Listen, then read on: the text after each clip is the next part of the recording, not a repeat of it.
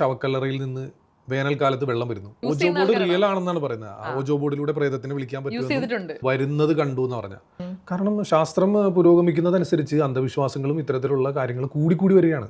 ഒരിക്കലും ഒരു മെന്റലിസ്റ്റിന്റെ അടുത്ത് പോയിട്ട് നിങ്ങളുടെ മാനസിക പ്രശ്നം പറയരുത്. പാലിട്ട് വെച്ച് ഭസ്മമൊക്കെ വെച്ച് മറ്റേ ഇതൊക്കെ തിരികെ കത്തിച്ച് വെച്ചിരിക്കുകയാണ്. ഫിസിക്സ് പഠിപ്പിക്കുന്ന സാറാ ഭസ്മം എടുത്തത് അത് അദ്ദേഹത്തിന്റെ സിദ്ധി തന്നെയാണ് എന്ന് പറഞ്ഞ് തർക്കിച്ചുകൊണ്ടിരിക്കുക. ചാനലുകാരെ സംബന്ധിച്ചിടത്തോളം അവർ പറയുന്നത് വാർത്തയാക്കുക. വീണ്ടും ഒരു മാസ്ക് ഇട്ടിട്ട് ഒരാൾ വന്നിട്ട് ഇത് ഇങ്ങനെയൊക്കെയാണെന്ന് പറഞ്ഞു കൊടുത്താൽ തീരാവുന്ന പ്രശ്നമേ ഉള്ളൂ. കംപ്ലീറ്റ് പോകും. എന്റെ പിൻ നമ്പർ മറന്നുപോയി, അതൊന്ന് പറയാമോ? പുള്ളിക്ക് ഓർമ്മയില്ല, പിന്നെ ഞാൻ എങ്ങനെ പറയണേ? എന്റെ ഷോ എന്ന് വെച്ച് കഴിഞ്ഞാൽ ആദ്യം തന്നെ പറയുന്നുണ്ട്, എസ്റ്റാബ്ലിഷ് ചെയ്യാണ് ഇത് ട്രിക്സ് ആണ്. നിങ്ങളുടെ ബ്രെയിനിനെ കബളിപ്പിക്കുന്ന അല്ലെങ്കിൽ നിങ്ങളുടെ സബ് കോൺഷ്യസ് മൈൻഡിലേക്ക് എൻ്റർ ചെയ്തിട്ട് കുറച്ച് കൺഫ്യൂസ് സ്റ്റേറ്റിലേക്ക് നിങ്ങളെ കൊണ്ടുപോയി നിങ്ങളെ കൊണ്ട് വെറുതെ രസകരം ഒരു എന്റർടൈൻ ചെയ്യാൻ വേണ്ടി ചെയ്യുന്ന ട്രിക്സുകളാണിത്. ഓക്കെ അൽഫി, പെട്ടെന്ന് മനസ്സിലേക്ക് വരുന്ന ഇന്ന് ജീവിച്ചിരിപ്പില്ലാത്ത പ്രിയപ്പെട്ട ആരെങ്കിലും ഒരാളുടെ പേര് മനസ്സിൽ വിചാരിക്കുക. ഇപ്പൊ പെട്ടെന്ന് മനസ്സിലേക്ക് വന്ന ആരെങ്കിലും ഒരാളുടെ പേര് വിചാരിച്ചോ? ഓക്കെ, അതിങ്ങനെ ഒരു വൈറ്റ് പേപ്പർ ഞാൻ തന്നു കഴിഞ്ഞാൽ അതിൽ ഒരു പെൻ ഉപയോഗിച്ച് എഴുതുന്നതായിട്ട് ഇങ്ങനെ ഒന്ന് വെറുതെ മനസ്സിൽ ഇമാജിൻ ചെയ്താൽ മതി. ചെയ്തോ? മൊത്തോട്ട് നോക്കാൻ പേടിയാവുന്നുണ്ടാവും. കുറച്ച് ലെങ്ത്തുള്ള പേരാണല്ലേ, അല്ലേ? ഇനിഷ്യലിലാണോ സ്റ്റാർട്ട് ചെയ്യുന്നത്? APJ അബ്ദുൽ കലാം ആണോ? ആണോ? ഇത് തന്നെയാണോ കണ്ടത്? ഷുവറാണോ? എല്ലാവർക്കും അത് മന്ത്രവിദ്യയും ജാലവിദ്യയും മാജിക്കും ഒക്കെയാണ്. പക്ഷെ ഇവിടെ അത് ട്രിക്സ് ആണ്. എന്താണ് അതിന്റെ ഒരു ട്രിക്സ് എന്ന് പറയാനുള്ള റീസൺ എന്താ? അല്ല, ട്രിക്സ് എന്ന് പറയുമ്പോൾ അത് സിമ്പിൾ ട്രിക്സ് എന്നൊന്നും അർത്ഥമൊന്നുമില്ല. കാരണം അത് സാധാരണക്കാർ തെറ്റിദ്ധരിക്കാതിരിക്കാൻ വേണ്ടി ഞാൻ ഉപയോഗിച്ചൊരു വേർഡാണ് ട്രിക്സ് എന്നുള്ളത്. അപ്പോൾ പിന്നെ ചെറിയ കുട്ടി മുതൽ മുതിർന്ന ആളുകൾക്ക് വരെ വളരെ പെട്ടെന്ന് മനസ്സിലാവും എന്താണെന്നുള്ളത്. കാരണം ഇത് വളരെ നല്ല രീതിയിൽ ചൂഷണം ചെയ്യുന്നതായിട്ട് നമ്മുടെ ശ്രദ്ധയിൽപ്പെട്ടിട്ടുണ്ട്. കാരണം ഇത് എനിക്ക് നന്നായിട്ട് അറിയാം. മാജിക് ആയിക്കോട്ടെ, മെന്റലിസം ആയിക്കോട്ടെ, ഹിപ്നോട്ടിസം ആയിക്കോട്ടെ, ആ മേഖലയിൽ വർഷങ്ങളായിട്ടുള്ള എക്സ്പീരിയൻസ് ഉള്ളതുകൊണ്ട് തന്നെ എനിക്കറിയാം അതിൻ്റെ പിന്നിലുള്ള എന്താണ്, അതിൻ്റെ രഹസ്യം എന്താണ് എന്നുള്ളത്. അപ്പോൾ അതേ രഹസ്യം ഉപയോഗിച്ച് പല ആളുകൾ ചൂഷണം ചെയ്യുന്നത് നമ്മുടെ ശ്രദ്ധയിൽപ്പെട്ട് കഴിഞ്ഞപ്പോൾ ഈ ചൂഷണത്തിന് ഇരയാവുന്നത് എപ്പോഴും രോഗികളായിട്ടുള്ള ആളുകൾ, സാമ്പത്തികമായിട്ട് ബുദ്ധിമുട്ട് അനുഭവിക്കുന്ന ആളുകൾ, മാനസിക ബുദ്ധിമുട്ട് അനുഭവിക്കുന്ന ആളുകൾ, അങ്ങനെയുള്ള ആളുകളാണ് ഇത്തരം ആളുകളുടെ, അതായത് എനിക്കൊരു സിദ്ധിയുണ്ട് ഞാനത് മാറ്റിത്തരാമെന്ന് പറയുമ്പോൾ അവരുടെ അടുത്തേക്ക് പോകുന്ന ഇത്തരം ആളുകളാണ്. അപ്പോൾ ഈ പാവപ്പെട്ട ആളുകളെ ഈ കലയുടെ സാധ്യത ഉപയോഗിച്ച് പറ്റിക്കുന്നതായിട്ട് നമ്മുടെ ശ്രദ്ധയിൽപ്പെട്ടപ്പോഴാണ് നമ്മൾ മിറാക്കിൾ ബസ്റ്റിംഗ് ആയിട്ട് ഇറങ്ങിയത്. അപ്പോൾ അന്ന് മുതൽ ഞാൻ ഉപയോഗിച്ചൊരു പേരാണ് ട്രിക്സ്. എല്ലാം ട്രിക്സ് ആണ്. ഇപ്പോൾ ഞാൻ മെന്റലിസം ഷോ സ്റ്റേജിൽ പെർഫോം ചെയ്യുന്നുണ്ട് 2015 മുതൽ. 2003 മുതൽ ഞാൻ ഫീൽഡിലുണ്ട്. പക്ഷേ 2015 മുതലാണ് ഞാൻ മെന്റലിസ്റ്റ് എന്നുള്ള ടൈറ്റിൽ മാറി വന്നത്. ആ സമയത്തൊന്നും കേരളത്തിൽ വളരെ 1-2 മെന്റലിസ്റ്റുകളേ ഉള്ളൂ ഞങ്ങൾ. ഇന്നിപ്പോൾ ഒരുപാട് മെന്റലിസ്റ്റുകളുണ്ട്. പക്ഷെ മെന്റലിസവും ഇന്ന് ചൂഷണത്തിന് ഒരു ഉപാധിയാക്കി മാറ്റുന്നുണ്ട് പല ആളുകൾ. അപ്പോൾ അതുകൊണ്ട് തന്നെ ഞാൻ സ്റ്റേജിൽ ചെയ്തിട്ടുള്ള പല മെന്റലിസം എഫക്റ്റുകളും ഞാൻ റിവീൽ ചെയ്തിട്ടുണ്ട് എൻ്റെ ചാനലിലൂടെ. ടോട്ടൽ ഇപ്പോൾ നോക്കിയാൽ 350 ഇന്ത്യയിൽ പ്രചരിച്ചിരുന്ന, സോഷ്യൽ മീഡിയ വഴി പ്രചരിച്ചിരുന്ന അത്ഭുത സിദ്ധികൾ ഞാൻ എക്സ്പോസ് ചെയ്ത ആളാണ്, മീൻസ് റിവീൽ ചെയ്ത ആളാണ്. അപ്പോൾ അതിൽ ഞാൻ പെർഫോം ചെയ്തിരുന്ന മാജിക്കിൻ്റെ എഫക്റ്റുകൾ റിവീൽ ആയിട്ടുണ്ട്. ഞാൻ പെർഫോം ചെയ്ത മെന്റലിസം റിവീൽ ആയിട്ടുണ്ട്. ഹിപ്നോട്ടിസത്തിൻ്റെ സാധ്യതകൾ അതൊക്കെ നമുക്ക് പറയേണ്ടതായിട്ട് വന്നു. അപ്പോൾ ജനങ്ങളെ ഇതിൻ്റെ രഹസ്യം മനസ്സിലാക്കി ജനങ്ങളെ ചൂഷണം നടത്തുന്നതായിട്ട് ശ്രദ്ധയിൽപ്പെട്ടാൽ ആ സമയത്ത് ഞാൻ സമൂഹത്തിൻ്റെ ഒപ്പം നിൽക്കുള്ളൂ. ഒരു ട്രിക്ക് അവിടെ റിവീലായി അതെനിക്കിനി ചെയ്യാൻ പറ്റില്ല എന്ന് ചിന്തിക്കില്ല. കാരണം ട്രിക്സ് നമുക്ക് പുതിയതുണ്ടാക്കാം, പക്ഷെ ഇത് നമ്മൾ തുറന്നു പറയാനുള്ള ബാധ്യത നമുക്ക് ഉണ്ട്. അതെ, ശരിയാണ്. നമ്മൾ ആൾക്കാർ എനിക്ക് തോന്നുന്നു ഒരുപാട് വർഷങ്ങളായിട്ട്, മീൻസ് തലമുറകളായിട്ട് ആ ട്രിക്സ് എന്നുള്ളൊരു ആ ഒരു മീൻസ് നമുക്ക് ചെയ്യാൻ പറ്റുന്ന ആ ഒരു ട്രിക്സ് വെച്ചിട്ട് ആൾക്കാരെ എന്താ ദൈവമാണെന്നും അല്ലെങ്കിൽ ആൾ ദൈവങ്ങൾ അങ്ങനെ പല പല പല രീതിയിൽ ആൾക്കാരെ ചൂഷണം ചെയ്യുന്നത് ഞങ്ങളും ശ്രദ്ധിച്ചിട്ടുണ്ട്. അപ്പോൾ ഈ ഒരു ട്രിക്സ്, ഈ ഒരു ഡീബങ്കിങ് എന്നുള്ളൊരു സംഭവം, ഡീബങ്കിങ് ദീസ് മിത്സ് എന്നുള്ളൊരു സംഭവത്തിലോട്ട് എങ്ങനെയാണ് ആ ഒരു ക്യൂരിയോസിറ്റി വന്നത്? അല്ല, ഇത് സോഷ്യൽ മീഡിയ സജീവമായ സമയത്ത് സത്യത്തിൽ ഞാനൊക്കെ തുടക്കത്തിൽ വിചാരിച്ചിരുന്ന കാര്യം എന്ന് വെച്ചാൽ ശാസ്ത്രം പുരോഗമിക്കുന്നതനുസരിച്ച് അന്ധവിശ്വാസം കുറയും എന്നുള്ളതായിരുന്നു. ജനങ്ങളെ ബോധവൽക്കരിക്കാൻ എളുപ്പമായിരിക്കുന്ന, പക്ഷെ തികച്ചും തെറ്റായ ഒരു ധാരണയായിരുന്നു എൻ്റെ. കാരണം ശാസ്ത്രം പുരോഗമിക്കുന്നതനുസരിച്ച് അന്ധവിശ്വാസങ്ങളും ഇത്തരത്തിലുള്ള കാര്യങ്ങളും കൂടി വരികയാണ്. ഇപ്പോൾ സോഷ്യൽ മീഡിയ സജീവമായ സമയത്ത് എനിക്ക് തോന്നുന്നു ഒരു 2012 കാലഘട്ടങ്ങളിലേക്കാണ് ഫേസ്ബുക്കൊക്കെ നമ്മൾ കേരളത്തിലെ എല്ലാവരിലേക്കും എത്തി തുടങ്ങിയത്. അപ്പോൾ അതിനുശേഷമുള്ള കാലഘട്ടങ്ങളിൽ ഒരുപാട് ഫേക്ക് വാർത്തകൾ പ്രചരിക്കാൻ ആരംഭിച്ചു. ജെനുവിൻ വാർത്തകളെക്കാൾ കൂടുതൽ ഫേക്ക് വാർത്തകളാണ് ഇന്നിപ്പോ നോക്കിക്കഴിഞ്ഞാൽ എന്താ നെഗറ്റീവ്സിനാണ്. ഇപ്പൊ നമ്മളുടെ ഇന്റർവ്യൂ പോലും ആളുകൾ കാണണമെന്നുണ്ടെങ്കിൽ നമ്മൾ ഫസ്റ്റ് കൊടുക്കേണ്ട ഒരു ടൈറ്റിൽ തംബ്നെയിൽ കൊടുക്കേണ്ടത് ചിലപ്പോൾ അവരെ പിടിച്ചു നിർത്താനുള്ള എന്തെങ്കിലും നമ്മൾ ഈ ഇന്റർവ്യൂവിൽ സംസാരിക്കുമ്പോൾ അതിന്റെ ഇടയിൽ കിട്ടുന്ന ഒരു വാക്കായിരിക്കും, അല്ലേ? അങ്ങനെ ആയി മാറി. ഇനി നിവൃത്തിയില്ല നമുക്ക്. കാരണം നല്ലത് വേണ്ട ഇവിടെ ആർക്കും. ആളുകളെ പിടിച്ച് നിർത്തണമെങ്കിൽ ആളുകൾ അത് കാണണമെങ്കിൽ, കാരണം ഇപ്പോൾ ഒരു സെക്കൻഡുകൾക്കുള്ളിൽ തന്നെ ഇപ്പോൾ 1-2 സെക്കൻഡ് കണ്ടിട്ട് അത് കൊള്ളില്ലെങ്കിൽ സ്ക്രോൾ ചെയ്ത് ഇങ്ങനെ പോകുന്ന രീതിയിലേക്കായി മാറി. ഒരു ദിവസം എത്ര കണ്ടന്റാണ് ഒരാൾ കാണുന്നതെന്ന് അറിയോ? ആയിരക്കണക്കിന് കണ്ടന്റുകൾ കാണുന്നത്. അപ്പോൾ ഇന്ന് നമ്മൾ ചോദിക്കും ഇന്നലെ എന്തൊക്കെ കണ്ടെന്ന് വെച്ചാൽ ചിലപ്പോൾ ഓർമ്മയുണ്ടാവില്ല. അതിൽ അവർക്ക് അത്രയധികം സ്ട്രൈക്ക് ചെയ്ത് എന്തെങ്കിലും ഒരു കാര്യം അവർ പറയുള്ളൂ, ബാക്കി ഒന്നും അവർക്ക് മെമ്മറിയിലില്ല. അപ്പോൾ പറഞ്ഞു വന്നത് ഈ സോഷ്യൽ മീഡിയ സജീവമായപ്പോൾ ഈ ഫേക്ക് വാർത്തകൾ ഒരുപാട് പ്രചരിക്കാൻ ആരംഭിച്ചു. അപ്പോൾ അതിൽ തന്നെ അത്ഭുത സിദ്ധി, അമാനുഷികത, അല്ലെങ്കിൽ പല മാഫിയകൾ, അതായത് അത്ഭുത വലംപിരി ശംഖ്, അത്ഭുത ഗരുഡ സഞ്ജീവിനി, ഇതൊക്കെ പറഞ്ഞിട്ട് വലിയ ലക്ഷങ്ങളുടെ സ്കാം നമ്മുടെ ഇന്ത്യയിൽ നടക്കുന്നുണ്ട്. അപ്പോൾ അതിനൊക്കെ ഇതൊരു ഉപയോഗിക്കുക, സോഷ്യൽ മീഡിയ വഴിയാണ് ഇതൊക്കെ മാർക്കറ്റ് ചെയ്യുന്നവർ. അപ്പോൾ ഇത് കാണുമ്പോൾ ഇതിൻ്റെ ട്രിക്ക് എന്താണെന്നുള്ളത് എനിക്ക് വ്യക്തമായിട്ട് അറിയാം. ഞാൻ ഈ മേഖലയിൽ നിൽക്കുന്ന ആളല്ലേ, അപ്പോൾ തീർച്ചയായിട്ടും നമുക്കത് സമൂഹത്തോട് പറയണ്ടേ. ഇപ്പോൾ ഇതിൻ്റെ തുടക്കം എന്ന് പറഞ്ഞാൽ നമ്മുടെ ഫാമിലി അല്ലെങ്കിൽ അങ്ങനെയൊക്കെയുള്ള വാട്സപ്പ് ഗ്രൂപ്പുകളിൽ നിന്നായിരുന്നു ഇതിൻ്റെ തുടക്കം. അപ്പോൾ ആ സമയത്ത് ഗ്രൂപ്പിൽ ഇങ്ങനെ ഒരു വീഡിയോ വരും, ഇത്തരത്തിലുള്ള വല്ല വീഡിയോ എന്നാൽ ഞാനതിനെ എതിർത്ത് സംസാരിക്കും. അപ്പോൾ ഇവരെല്ലാവരും എന്നെ ഒറ്റപ്പെടുത്തും. ഇല്ല, അത് അത്ഭുതം തന്നെയാണ്, അതങ്ങനെയാണ് എന്ന് പറഞ്ഞിട്ട് സംസാരിക്കുമ്പോൾ എനിക്ക്, നമ്മളിപ്പോൾ ഗ്രൂപ്പിൽ നമ്മൾ ഒറ്റപ്പെടുത്തി സംസാരിക്കുമ്പോൾ നമുക്ക് ഉണ്ടാകുന്ന ഒരു മാനസികാവസ്ഥ തുടക്കാലഘട്ടങ്ങളിൽ നമുക്ക് ഭയങ്കര ബുദ്ധിമുട്ടായി. ഇന്നിപ്പോൾ എന്നെ എന്ത് പറഞ്ഞാലും എനിക്കൊരു പ്രശ്നമില്ല, കാരണം കേൾക്കാനുള്ളത് മുഴുവൻ കേട്ട് കഴിഞ്ഞു. അതുകൊണ്ട് ഇപ്പോൾ നമുക്ക് ഫീൽ ചെയ്യാറില്ല, എനിക്ക് കേൾക്കാനൊന്നും ബാക്കിയില്ല. അപ്പോൾ അതുകൊണ്ട് ഇപ്പോൾ ആരെന്ത് പറഞ്ഞാലും എനിക്കത് ഫീൽ ചെയ്യാറില്ല.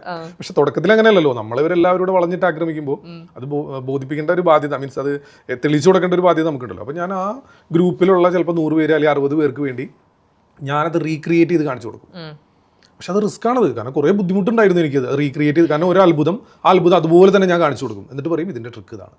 അപ്പോൾ കുറേ ആളുകൾക്ക് മനസ്സിലാവും. ഓക്കെ മനസ്സിലായി. Sorry to interrupt you. അപ്പോൾ ഈ ട്രിക്സ് ഇങ്ങനെ ഡീബങ്ക് ചെയ്യുന്നതിലൂടെ ഇപ്പോൾ ഈ പറഞ്ഞ പോലെ ഒരുപാട് മാഫിയാസ് ഒക്കെ റിലേറ്റഡ് ആണെന്ന് പറയുന്നില്ല, അപ്പോൾ അവരുടെ ഇടയിൽ നിന്നൊക്കെ ഒരുപാട് ഭീഷണികൾ വന്നിട്ടുണ്ടല്ലോ, ഇഷ്ടംപോലെ ഭീഷണികൾ വന്നിട്ടുണ്ട്. അപ്പോൾ ഞാൻ തുടങ്ങിയത് അങ്ങനെയാണ്, ഞാൻ പറഞ്ഞു നിർത്തിയതായിരുന്നു. അപ്പോൾ ആ ഗ്രൂപ്പിന് വേണ്ടി, ഒരു വാട്സപ്പ് ഗ്രൂപ്പിന് വേണ്ടി ചെയ്യുന്ന എന്തുകൊണ്ട് ഈ സമൂഹത്തിന് വേണ്ടി ചെയ്തുകൂടാന്നുള്ളൊരു ചിന്തയിൽ നിന്നാണ് നമ്മൾ പിന്നെ ഇങ്ങനെ ഒരു യൂട്യൂബ് ചാനലിലേക്കും കാര്യങ്ങളിലേക്കൊക്കെ വരുന്നത്. തുടക്കകാലഘട്ടങ്ങളിൽ ഭയങ്കര എതിർപ്പായിരുന്നു. 6-7 മാസം ഞാൻ വീഡിയോ ചെയ്തിരുന്നത് വെറും 600-700 സബ്സ്ക്രൈബേഴ്സിന് വേണ്ടിയാണ് യൂട്യൂബിൽ. പക്ഷേ ഒരു വീഡിയോ ഈ പറഞ്ഞ രീതിയിൽ നല്ല രീതിയിൽ വൈറലായപ്പോൾ വളരെ പെട്ടെന്ന് തന്നെ ഒരു 1 വീക്ക് കൊണ്ട് തന്നെ ഒരു 1.5 ലക്ഷം സബ്സ്ക്രൈബേഴ്സിലേക്കായി. 600-700 കോണ്ടെക്സ്റ്റ് എന്തായിരുന്നു എങ്ങനെ ആ വീഡിയോന്റെ? ഐ മീൻ ഫസ്റ്റ് ആ ഒരു അത് വളരെ നിസ്സാരമായ വീഡിയോ. നമ്മളിപ്പോഴും സോഷ്യൽ മീഡിയയിൽ നമ്മൾ നോക്കി കഴിഞ്ഞാൽ നമ്മൾ ഭയങ്കരമായിട്ട് വൈറലാവും എന്ന് ചിന്തിക്കുന്ന വീഡിയോകൾ, അല്ലെങ്കിൽ ആളുകൾ ഏറ്റെടുക്കുമെന്ന് ചിന്തിക്കുന്ന വീഡിയോകളൊന്നും വൈറലാവില്ല. ഇത് വളരെ നിസ്സാരമായ ഒരു സംഭവമായിരുന്നു. അതായത് ആ ഒരു കോവിഡൊക്കെ വരുന്ന ആ ഒരു സമയത്ത് ഏതോ ഒരു ചർച്ചിൻ്റെ മുകളിൽ ദജ്ജാൽ ഇറങ്ങി എന്ന് പറഞ്ഞിട്ട് ഒരു ഗ്രാഫിക്സ് ചെയ്ത വീഡിയോ ആണ്. അന്ന് 2019-20 സമയത്താണെന്ന്. അപ്പോൾ അത് ഗ്രാഫിക്സ് ആയിരുന്നു എന്ന് പറഞ്ഞിട്ട് ഞാൻ തന്നെ അത് ക്രിയേറ്റ് ചെയ്തിട്ട് വേറൊരു ചർച്ചിൻ്റെ മുകളിൽ ഞാൻ വേറൊരു സെയിം രൂപത്തിനെ കൊണ്ടുവന്ന് പേസ്റ്റ് ചെയ്ത് കാണിച്ചു കൊടുത്തു. അപ്പോൾ ആളുകൾ ആ വീഡിയോ ഭയങ്കരമായിട്ട് മില്യനൊക്കെ വ്യൂസ് നേടിയിരുന്നു. അതെ, അതെന്താ വെച്ചാൽ വാട്സപ്പ് ഗ്രൂപ്പ് വഴി ഈ സോഷ്യൽ മീഡിയ കടന്നു വരുന്ന സമയത്ത്, ജനകീയമാവുന്ന ഒരു സമയത്ത് ഈ ഏജറായിട്ടുള്ള ആളുകൾ, അപ്പോൾ അവർക്ക് ഇത് അറിയില്ലല്ലോ, അവർക്കൊരു പുതുമയാണ്. അപ്പോൾ ഇത് കാണുമ്പോൾ ഇവരെ പറ്റിക്കാൻ എളുപ്പം, പ്രായമായ ആളുകൾ ഇത് ഉപയോഗിക്കുന്ന ആളുകളെ പറ്റിക്കാൻ എളുപ്പമാണ്. അവർ നോക്കുമ്പോൾ ഇത് ശരിയാണെന്ന് വിചാരിച്ച് ഗ്രൂപ്പിലേക്ക് ഇങ്ങനെ ഷെയർ ചെയ്ത് അങ്ങനെ ഭയങ്കരമായിട്ട് വൈറലായ ഒരു വീഡിയോ ആയിരുന്നു അത്. ഞാനിതൊക്കെ ചെയ്യണം, ഇതൊക്കെ എല്ലാവർക്കും അറിയാവുന്നതല്ലേ എന്നുള്ളത് അറിഞ്ഞിരുന്നപ്പോൾ എൻ്റെ ഫ്രണ്ട്സ് പറഞ്ഞു ഇല്ല, അത് ഒരുപാട് വൈറലാവുന്നുണ്ട്, നീ അത് ചെയ്യും എന്ന് പറഞ്ഞിട്ട് അങ്ങനെ ഞാനത് പോസ്റ്റ് ചെയ്ത വീഡിയോ ആണ് 1 മില്യൺ ആദ്യമായിട്ട് വരുന്നത്. അപ്പോൾ എനിക്കത് സത്യത്തിൽ താല്പര്യം പോലും ഉണ്ടായില്ല, കാരണം ഇതൊക്കെ എല്ലാവർക്കും അറിയാവുന്നില്ലെന്ന് ഞാൻ ചിന്തിച്ചു. ഗ്രാഫിക്സ് ആണെന്ന് എല്ലാവർക്കും അറിയാലോ, പക്ഷെ അത് ആളുകൾക്ക് അറിയില്ലായിരുന്നു അത് ഗ്രാഫിക്സ് ആണെന്നുള്ളത്. മെജോറിറ്റി ആൾക്കാർ ഈ പറഞ്ഞ പോലെ വളരെ വൾണറബിൾ ആയിട്ട് നിൽക്കുന്ന ആൾക്കാർക്ക് ഇത് മനസ്സിലാവില്ല ഇത് ഗ്രാഫിക്സ് ആണെന്നും. അല്ല, ഇപ്പോഴും AI വീഡിയോസ് പലതും വരുന്നത്. ഇന്നലെ കഴിഞ്ഞ ദിവസം തന്നെ കാണിച്ചു തന്നെ, അതായത് അവരത് റിയൽ ആണെന്ന് പറഞ്ഞിട്ടാണ് കാണിക്കുന്നത്. ഞാൻ പറഞ്ഞത് AI ആണെന്ന് പറഞ്ഞ് മനസ്സിലായി.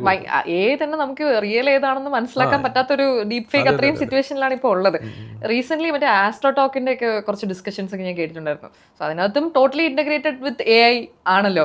അപ്പോൾ അതിനെപ്പറ്റി എന്തെങ്കിലും ആസ്ട്രോടോക്ക് എന്ന് പറഞ്ഞിട്ട് ഒരു ആപ്പ് ഉണ്ടല്ലോ.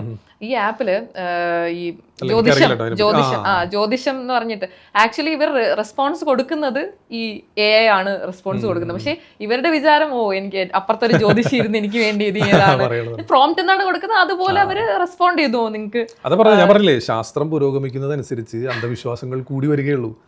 ആദ്യം നമ്മളൊക്കെ ധരിച്ചിരുന്ന ഇത് തെറ്റായിരുന്നു, കാരണം ഞാൻ ശാസ്ത്രം പുരോഗമിക്കുമ്പോൾ ഇതൊക്കെ മാറുമെന്ന് വിചാരിച്ചു. പക്ഷേ അതിലൂടെ വീണ്ടും അതെങ്ങനെയൊക്കെ ഡെവലപ്പ് ചെയ്ത് അന്ധവിശ്വാസം ആളുകളിലേക്ക് അടിച്ചേലും. പിന്നെ എല്ലാവരും ഈ പറഞ്ഞ പോലെ ആളുകളുടെ ഒരു മാനസികാവസ്ഥ, ജീവിച്ച് വന്ന സാഹചര്യം, ഇതെല്ലാം ഇതിൻ്റെ ഒരു ഭാഗമാണ് കേട്ടോ. കാരണം എല്ലാവർക്കും നമ്മൾ പറയുന്ന കാര്യങ്ങൾ മനസ്സിലാവുന്നില്ല. അപ്പോൾ നമ്മൾ എത്രയൊക്കെ പറഞ്ഞാലും, ഇപ്പോൾ എനിക്കിപ്പോൾ യൂട്യൂബിൽ എനിക്ക് തോന്നുന്നു ഒരു 3 വർഷം മുൻപ് എനിക്ക് 8 ലക്ഷം, 3-4 വർഷം മുമ്പ് 8 ലക്ഷം ഫോളോവേഴ്സ് ഉണ്ട് എനിക്ക്. അതിനുശേഷം പിന്നെ ഞാൻ ചെയ്ത പല വീഡിയോകളിൽ റിപ്പോർട്ടിങ് കാര്യങ്ങളൊക്കെ വന്നു, വളരെ ഒരു ഗ്രൂപ്പായിട്ടുള്ള റിപ്പോർട്ട് കാണിക്കൽ, പിന്നെ കുറേ കോപ്പിറൈറ്റ് ക്ലെയിം അങ്ങനെ വന്നിട്ട് ഇപ്പോൾ മാനുവലി ഇങ്ങനെ നിരീക്ഷിക്കുന്ന രീതിയിലാണ് എൻ്റെ കണ്ടന്റുകൾ പോകുന്നത്. ഞാൻ ഒരു വീഡിയോ ഇട്ട് കഴിഞ്ഞാൽ അത് ഹെയ്റ്റ് സ്പീച്ചാണ് സംഭവം, നമ്മൾ പറഞ്ഞു കൊടുക്കുന്ന തെളിവ് സഹിതം ഓരോ കാര്യങ്ങൾ പറഞ്ഞു കൊടുക്കുന്നതാണ്. അപ്പോൾ ആ കാറ്റഗറിയിലൊക്കെയാണ് റിപ്പോർട്ടിംഗ് പോയിരിക്കുന്നത്. അപ്പോൾ അതുകൊണ്ട് തന്നെ നമുക്കിപ്പോൾ റീച്ച് വളരെ കുറവാണ്. ഇപ്പോൾ ആ 8 ലക്ഷം എന്ന് പറയുന്ന ഒരു സംഖ്യയിൽ ഇങ്ങനെ ലോക്കായി നിൽക്കുകയാണ് കുറേ നാളുകളായിട്ട്. അപ്പോൾ പറഞ്ഞത് എന്താണെന്ന് വെച്ച് കഴിഞ്ഞാൽ ഈ ആളുകൾ ഇതിനെ ദുരുപയോഗം ചെയ്തുകൊണ്ടിരിക്കുകയാണ്. ഈ AI ആയിക്കോട്ടെ, ഈ സാങ്കേതിക വിദ്യകൾ ഏത് തന്നെയാണെങ്കിലും അത് ഉപയോഗിച്ച് വീണ്ടും ജനങ്ങളെ പറ്റിക്കുകയാണ്. അപ്പോൾ ഈ ചെറിയ പ്രായത്തിൽ ഈ ഞാൻ പറഞ്ഞില്ല നേരത്തെ ജീവിച്ചു വന്ന സാഹചര്യമൊക്കെ ഇതിനൊരു കാരണമാണ്. അപ്പോൾ പറയുന്ന എല്ലാവർക്കും ഇത് കൃത്യമായിട്ട് മനസ്സിലാവണമെന്നില്ല. അതിന് കാരണം ചെറിയ പ്രായത്തിൽ ഇവരുടെ ബ്രെയിനിൽ കയറിയിരിക്കുന്ന ആശയങ്ങൾ, അത് ഇനിയിപ്പോൾ എത്രയൊക്കെ വളർന്നു വലുതായി എത്ര വിദ്യാഭ്യാസം നേടിയാലും ഉന്നത പദവിയിലെത്തിയാലും അത് അവരെ വിട്ട് പോകില്ല. അപ്പോൾ പ്രേതം, ഭൂതം, പിശാച് അങ്ങനെയുള്ള പല പല കാര്യങ്ങളും, ഈ അത്ഭുതം കാര്യങ്ങളും ഒക്കെയാണ് ബ്രെയിനിൽ കിടക്കുന്നതെങ്കിൽ അവരുടെ ബ്രെയിൻ പെട്ടെന്ന് തന്നെ പ്രോസസ്സ് ചെയ്യുന്നത് അത്ഭുതമാണ്, അത്ഭുത സിദ്ധിയാണ്, അല്ലെങ്കിൽ അങ്ങനെ ഭൂതമാണ്, പ്രേതമാണ്, അങ്ങനെയായിരിക്കും അവർ ചിന്തിച്ചെടുക്കുക. പക്ഷെ അത് കുറച്ചുകൂടെ ലോജിക്കലായിട്ട് മൈൻഡിൽ അത് അവർക്ക് ലോജിക്കലാണ്, അവർക്കത് ലോജിക്കലാണ്, അവരെ സംബന്ധിച്ച് അത് ലോജിക്കലാണ്. പക്ഷെ നമുക്ക് നമ്മൾ അങ്ങനെ ചിന്തിക്കുന്നുണ്ട്, അല്ലെങ്കിൽ നമ്മൾ ഈ രീതിയിൽ അല്ല. തുടക്കത്തിൽ ഞാൻ ചിന്തിച്ചിരുന്നത് എന്തുകൊണ്ടാണ് നമ്മൾ തെളിവ് സഹിതം പറഞ്ഞു കൊടുത്തിട്ട് എന്തുകൊണ്ട് ഇവർ മനസ്സിലാക്കുന്നില്ല. അപ്പം അങ്ങനെയുള്ള ആളുകളോട് എനിക്ക് ദേഷ്യമായിരുന്നു. നെഗറ്റീവ് കമൻസ് ഇടുന്ന ആളുകളൊക്കെ തുടക്കാലഘട്ടങ്ങളിൽ ദേഷ്യം, ഇത്ര ക്രിസ്റ്റൽ ക്ലിയർ ആയിട്ട് നമ്മൾ പറഞ്ഞു കൊടുത്തിട്ട് എന്തുകൊണ്ട് ഇവന് മനസ്സിലായിക്കൂടാ, ഇത്ര ആളുകൾ മനസ്സിലായില്ല, അവൻ എന്തുകൊണ്ട് പിന്നീട് ഞാൻ കൂടുതലായിട്ട് ആളുകളുടെ മനഃശാസ്ത്രവും കാര്യങ്ങളൊക്കെ പഠിച്ചു വന്നപ്പോൾ എനിക്ക് മനസ്സിലായി അവർക്ക് പറ്റില്ലത്. അവരുടെ ബ്രെയിനിൽ അവർക്ക് ഇപ്പോൾ ഞാനിവിടെ ഇരുന്നിട്ട് ചൈനീസ് ലാംഗ്വേജിലാണ് സംസാരിക്കുന്നതെങ്കിൽ നിങ്ങൾക്ക് മനസ്സിലാവോ? ചൈനീസ് ഇപ്പോൾ എഴുതി കാണിച്ചാൽ എന്തൊക്കെയോ കോറി വരച്ചിട്ടിരിക്കുന്നതായിട്ടല്ലേ കാരണം നിങ്ങളുടെ ബ്രെയിനിൽ ചൈനീസ് ഭാഷയുമായി ബന്ധപ്പെട്ട വിവരങ്ങളില്ല എന്ന് വേണം മനസ്സിലാക്കാൻ. ശരിയല്ലേ? അപ്പോൾ അതേ രീതിയിൽ തന്നെ നമ്മൾ ഒരു കാര്യം പറഞ്ഞു കൊടുക്കുമ്പോൾ തെളിവ് സഹിതം പറഞ്ഞാലും അത് ആക്സെപ്റ്റ് ചെയ്യാനുള്ള അല്ലെങ്കിൽ അത് മനസ്സിലാക്കാനുള്ള കാര്യങ്ങളല്ല അവരുടെ ബ്രെയിനിലുള്ളത്. അവരുടെ ബ്രെയിൻ പ്രോസസ്സ് ചെയ്ത് അവർക്ക് കൊടുക്കുന്നത് ഇതിവൻ പറയുന്നത് തെറ്റാണ്, ഞാൻ ചെറിയ പ്രായത്തിൽ മനസ്സിലാക്കിയിരിക്കുന്നത് തന്നെയാണ് ശരി എന്നുള്ളതാണ്. അപ്പൊ അതുകൊണ്ട് ഇപ്പോൾ അങ്ങനെ നമ്മൾ പിന്നീട് നമ്മുടെ ശൈലി മാറ്റി ആരിലും ഒന്നും നമ്മൾ അടിച്ചേൽപ്പിക്കാറില്ല. എനിക്ക് എൻ്റെ ബോധ്യത്തിൽ നിന്ന് തോന്നുന്ന കാര്യങ്ങൾ അത് തെറ്റാണ്, അത് സമൂഹത്തോട് പറഞ്ഞു കൊടുക്കേണ്ടതാണ് എന്ന് തോന്നിയാൽ ഞാനത് എന്താണെങ്കിലും ഞാനത് ആളുകളിലേക്ക് എത്തിക്കാൻ ഞാൻ ശ്രമിക്കും. ബാക്കി മനസ്സിലാക്കുന്നവർക്ക് മനസ്സിലാക്കാം, അല്ലാത്തവർക്ക് വിട്ടുകളയാം. അപ്പോൾ ശരിക്കും പറഞ്ഞാൽ കൺവേ ചെയ്യേണ്ടത് നമ്മുടെ റെസ്പോൺസിബിലിറ്റിയാണ്. പക്ഷേ അത് എടുക്കണോ വേണ്ടോ എന്നുള്ളത് അവരുടെ റെസ്പോൺസിബിലിറ്റി, ചോയ്സ് ആണ്. തെളിവ് സഹിതമാണ് നമ്മൾ പറഞ്ഞു കൊടുക്കുള്ളൂ, എന്ത് കാര്യങ്ങളാണെങ്കിലും അങ്ങനെ തന്നെയാണ്. അപ്പോൾ ഒരുപാട് റിസർച്ച് ഒക്കെ ഇതിന് പിന്നിൽ വേണ്ടി വന്നിട്ടുണ്ടാവുമല്ലോ. അപ്പോൾ ഇനീഷ്യൽ ഡേയ്സിൽ അതെങ്ങനെയായിരുന്നു, ആ ഒരു പ്രോസസ്സ് എങ്ങനെയായിരുന്നു? ഈ പറഞ്ഞ പോലെ ഒരുപാട് കാര്യങ്ങൾ പഠിക്കേണ്ടി വരുമല്ലോ ഇതുപോലെ. അല്ല, അത് എനിക്ക് എന്നെ ഫോളോ ചെയ്യുന്ന, എന്നെ സപ്പോർട്ട് ചെയ്ത് കൂടെ നിൽക്കുന്ന എൻ്റെ സബ്സ്ക്രൈബേഴ്സ് എനിക്ക് തന്ന ഒരു ബാധ്യതയാണത്. ഇതെല്ലാം ഞാൻ പഠിക്കണം എന്നുള്ളത്. കാരണം എൻ്റെ അടുത്ത് ചോദിക്കാൻ ഒരാളുണ്ട് എന്നുള്ളത്, പഠിച്ചിട്ട് വിമർശിക്കാൻ. അതായത് അങ്ങനെയല്ല, അതായത് മീൻസ് അവർക്ക് എന്തൊരു അത്ഭുതം കണ്ടു കഴിഞ്ഞാൽ ഫാസിലിൻ്റെ അടുത്ത് ചോദിച്ചു കഴിഞ്ഞാൽ അതിന് എന്തെങ്കിലും ഒരു ആൻസർ തരും എന്നുള്ളൊരു ചിന്ത ഒരുപാട് തുടക്കകാലഘട്ടങ്ങളിൽ ഞാൻ പറഞ്ഞില്ല. ഞാനത് വീഡിയോ ചാനൽ തുടങ്ങുന്ന സമയത്ത് എൻ്റെ ഒരു 6, 7, 10 കണ്ടന്റ് മാത്രമാണ് എൻ്റെ കയ്യിലുള്ളത്, സോഷ്യൽ മീഡിയ പ്രചരിക്കുന്നത്. അപ്പോൾ അത് പോസ്റ്റ് ചെയ്യാം എന്നുള്ള ധാരണയിൽ തുടങ്ങിയതാണ്. പക്ഷേ ബാക്കി ഓരോ 1, 2, 3, 4 എപ്പിസോഡ് കഴിഞ്ഞ് പിന്നെ ഇത് വൈറലായതോടുകൂടി ഒരുപാട് വരാൻ തുടങ്ങി. അപ്പോൾ പിന്നെ ഇത് അന്വേഷിക്കാൻ തയ്യാറായി ഞാൻ, ഓരോ കാര്യങ്ങൾ അന്വേഷിച്ച് അങ്ങനെ പിന്നെ ഞാൻ പഠിക്കാൻ നിർബന്ധിതനായതാണ് ഇവർക്ക് വേണ്ടി. അങ്ങനെയാണ് പിന്നെ ഒരുപാട് കാര്യങ്ങൾ റിസർച്ച് ചെയ്യാനും പഠിക്കാനും ഒക്കെ കാരണമായത്. അങ്ങനെയാണ്. ഓക്കെ.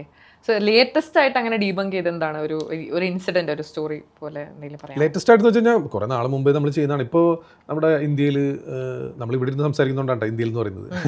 മനസ്സിലായി ഇവിടെ. അതെ. അപ്പോൾ ഇന്ത്യയിൽ ഇപ്പോൾ ഒരു മൈൻഡ് പവർ എന്ന് പറഞ്ഞിട്ട് ഒരു സ്പൂൺ ബെൻഡ് ചെയ്യുന്ന ഒരു പരിപാടി സോഷ്യൽ മീഡിയയിൽ ധാരാളമായിട്ട് കാണാം. അതെ, നോക്കി സ്പൂൺ ബെൻഡ് ചെയ്യുന്ന, വളഞ്ഞിരിക്കുന്ന സ്പൂൺ വെച്ചിട്ട്. പക്ഷെ അത് നമ്മൾ പണ്ട് മാജിക്കിൽ അവതരിപ്പിച്ചിരുന്ന പരിപാടികളാണ്. അത് മാജിക് ആണത്. പിന്നെ ഇത് അവതരിപ്പിക്കാൻ പറ്റും ഇതേ രീതിയിൽ തന്നെ ഓഡിയൻസിന്റെ അടുത്ത് പോയിട്ട്. അപ്പോഴും അവിടെ പലതരത്തിലുള്ള ട്രിക്ക് ഉപയോഗിക്കുന്നുണ്ട്. മൈൻഡ് പവർ ഒന്നും ഉപയോഗിച്ചിട്ടൊന്നും ഒരു സ്പൂണും ഒന്നും ബെൻഡ് ചെയ്യാൻ സാധിക്കില്ല. അത് വെറും ഫേക്ക് ആയിട്ടുള്ള ക്ലെയിമാണ്. നമ്മളത് എത്ര പറഞ്ഞു കൊടുത്താലും കാര്യമില്ല. കാരണം ചില ആളുകൾക്ക് അത് അങ്ങനെ വിശ്വസിക്കാനാണ് താല്പര്യം. അപ്പോൾ അവരുടെ അടുത്ത് തന്നെ അത്തരം പ്രകടനങ്ങൾ അല്ലെങ്കിൽ അത്തരം ക്ലാസ്സുകൾ കൊടുക്കുന്ന ആളുകളുടെ കമന്റ് ബോക്സിന്റെ താഴെ തന്നെ പല ആളുകളും വെല്ലുവിളിക്കുന്നുണ്ട്. ഞാൻ തരുന്നൊരു സ്പൂൺ ബെൻഡ് ചെയ്യാൻ പറ്റുമോ എന്നൊക്കെ ചോദിച്ച് വെല്ലുവിളിക്കുന്നുണ്ട് പല ആളുകളും. അതിനൊന്നും അവർ ആൻസർ ചെയ്യുന്നില്ല, അവർ ചെയ്യില്ല. അത് അതുപോലെ കണ്ണ് കെട്ടിയിട്ട് മുൻപിലിരിക്കുന്ന സാധനങ്ങൾ പറയുക, പ്രഡിക്റ്റ് ചെയ്യുക എന്നൊക്കെയുള്ള കാര്യങ്ങൾ. അപ്പോൾ കണ്ണ് കെട്ടിയിട്ട് മുൻപിൽ തന്നെ പിടിക്കുന്നതിനാ, കണ്ണ് കെട്ടിയിരിക്കുകയല്ലേ. ഞാൻ പറഞ്ഞത് ഇത് ഇങ്ങനെ ഒരു സാധ്യത ഉണ്ടെങ്കിൽ ഇപ്പോൾ കണ്ണ് കെട്ടിയിരിക്കുന്ന ആൾ കൃത്യമായിട്ട് മുൻപിലുള്ള സാധനങ്ങൾ പറയുക, ഇതൊക്കെ നമുക്ക് കണ്ണിന് കാഴ്ചയില്ലാത്ത ആളുകളുടെ അടുത്ത് അപ്ലൈ ചെയ്യേണ്ടത്. അങ്ങനെയാണെങ്കിൽ കണ്ണിന് കാഴ്ചയുള്ള ഒരു കണ്ണ് കെട്ടി എന്നിട്ട് ഇത് പറഞ്ഞിട്ട് എന്താ കാര്യം? ഒരു മാജിക് ആക്ട് എന്നുള്ള രീതിയിൽ നമ്മൾ ഒരു ആക്ട് എന്നുള്ള രീതിയിൽ തന്നെ നമുക്ക് പറയാം. ഇപ്പൊ ബ്ലൈൻഡ് ഫോൾഡ് ആക്ട് എന്നവിടെ ഉണ്ട്, അഭിനയം അതിലുണ്ട്. അങ്ങനെയാണ് നമ്മൾ അതിനെ തന്നെ പറയുന്നത്. അല്ലാതെ കാര്യത്തിൽ അങ്ങനെ പുഷ് ചെയ്യുമ്പോഴാണ് പ്രശ്നം. ഇത് ശരിക്കും എനിക്ക് ഇങ്ങനെ ഒരു സിദ്ധി ഉണ്ട് എന്നുള്ളൊരു കാര്യത്തിൽ പുഷ് ചെയ്യുമ്പോഴാണ് ഫേക്ക് ക്ലെയിം. പക്ഷെ നമ്മൾ എത്ര പറഞ്ഞു കൊടുത്താലും ആളുകൾക്കൊന്നും അത് മനസ്സിലാവില്ല. ഇപ്പം ഈ അടുത്ത് തന്നെ അതുപോലെ വാൽപ്പാറയിൽ ഒരു വാഹനാപകടം ഉണ്ടായിരുന്നു. ഒരു ട്രാവലർ മറിഞ്ഞ് ഒരു 6-7 ആളുകൾ മരണപ്പെടുകയും ഒക്കെ ഉണ്ടായിരുന്ന ഒരു സംഭവം ഉണ്ടായി. അത് മുൻകൂട്ടി ഞാൻ പ്രവചിച്ചിരുന്നു എന്ന് പറഞ്ഞിട്ട് ഒരാൾ രംഗത്ത് വന്നു. അപ്പോൾ അത് ഞാൻ ഡിബങ്ക് ചെയ്തിരുന്നു. അത് നമ്മൾ അതിനെതിരായിട്ട് സംസാരിച്ചിരുന്നു. കാരണം അങ്ങനെയാണെങ്കിൽ അവർക്ക് അത് അറിയാമെങ്കിൽ അവർ അപകടം ഇല്ലാതാക്കിയല്ലേ ചെയ്യേണ്ടത്. അപകടം നടന്നു കഴിഞ്ഞതിന് ശേഷം വന്നിട്ട് ഞാൻ പ്രവചിച്ചു എന്നിട്ട് അവരെ ആളുകൾ ഇങ്ങനെ വാഴ്ത്തിപ്പാടി കൊണ്ട് കിടക്കുകയാണ്. ഇങ്ങനെ എന്ത് ഇതാണ്? അങ്ങനെ ഒരു സംഭവം അവർക്ക് കഴിവുണ്ട്, ടാലൻ്റ് ഉണ്ടെങ്കിൽ ആ അപകടം ഇല്ലാതാക്കാനല്ലേ അവർ ശ്രമിക്കേണ്ടത്. ഇങ്ങനെയുള്ള ആളുകളുടെ പരിപാടി എന്താ, ആഴ്ച അത് ഡെയിലി നടക്കുന്നുണ്ട്, ഇങ്ങനെയുള്ള പ്രവചനങ്ങൾ ഇഷ്ടം പോലെ നടക്കുന്നുണ്ട്, ഡെയിലി ലക്ഷക്കണക്കിന് പ്രവചനങ്ങൾ ആളുകൾ നടത്തുന്നുണ്ട്. എന്നിട്ട് അതിന് ഇപ്പോൾ അവർ നടത്തിയ പ്രവചനമായിട്ട് സാമ്യമുള്ള എന്തെങ്കിലും എവിടെയെങ്കിലുമൊക്കെ നടന്നു കഴിഞ്ഞാൽ ഇവർ നടത്തുന്ന ആലങ്കാരികമായ പദപ്രയോഗങ്ങളായിരിക്കും നടത്തുക. ക്രിസ്റ്റൽ ക്ലിയർ ആയിട്ട് ഇന്ന സ്ഥലത്ത് ഇന്ന സംഭവം ഇന്ന ആളുകൾ അങ്ങനെയൊന്നും പറയുന്നില്ല. ഇവർ ആലങ്കാരികമായിട്ട് ഇങ്ങനെ പറഞ്ഞു പോകും. എന്നിട്ട് അതിനോട് സാമ്യമുള്ള എന്തെങ്കിലും ഒരു അപകടം അതുപോലെ കണ്ട, ഇത് ഞാൻ നേരത്തെ പറഞ്ഞല്ലോ, ഇത് നോക്ക് ഇത് ഇങ്ങനെയല്ലേ എന്ന് പറയും. ഇപ്പം ഈ സിദ്ധന്മാർ കൃത്യമായിട്ട് ആളുകളുടെ കാര്യങ്ങൾ ഇങ്ങനെ പ്രഡിക്റ്റ് ചെയ്യുമെന്ന് പറയും, കറക്റ്റ് കാര്യം പറയും എന്ന് പല ആളുകളും പറയാറുണ്ട്. അപ്പോൾ ഞാൻ ഇതെങ്ങനെ പറയുന്നു എന്ന് പഠിക്കാനായിട്ട് ഞാനും ശ്രമിച്ചിട്ടുണ്ട്.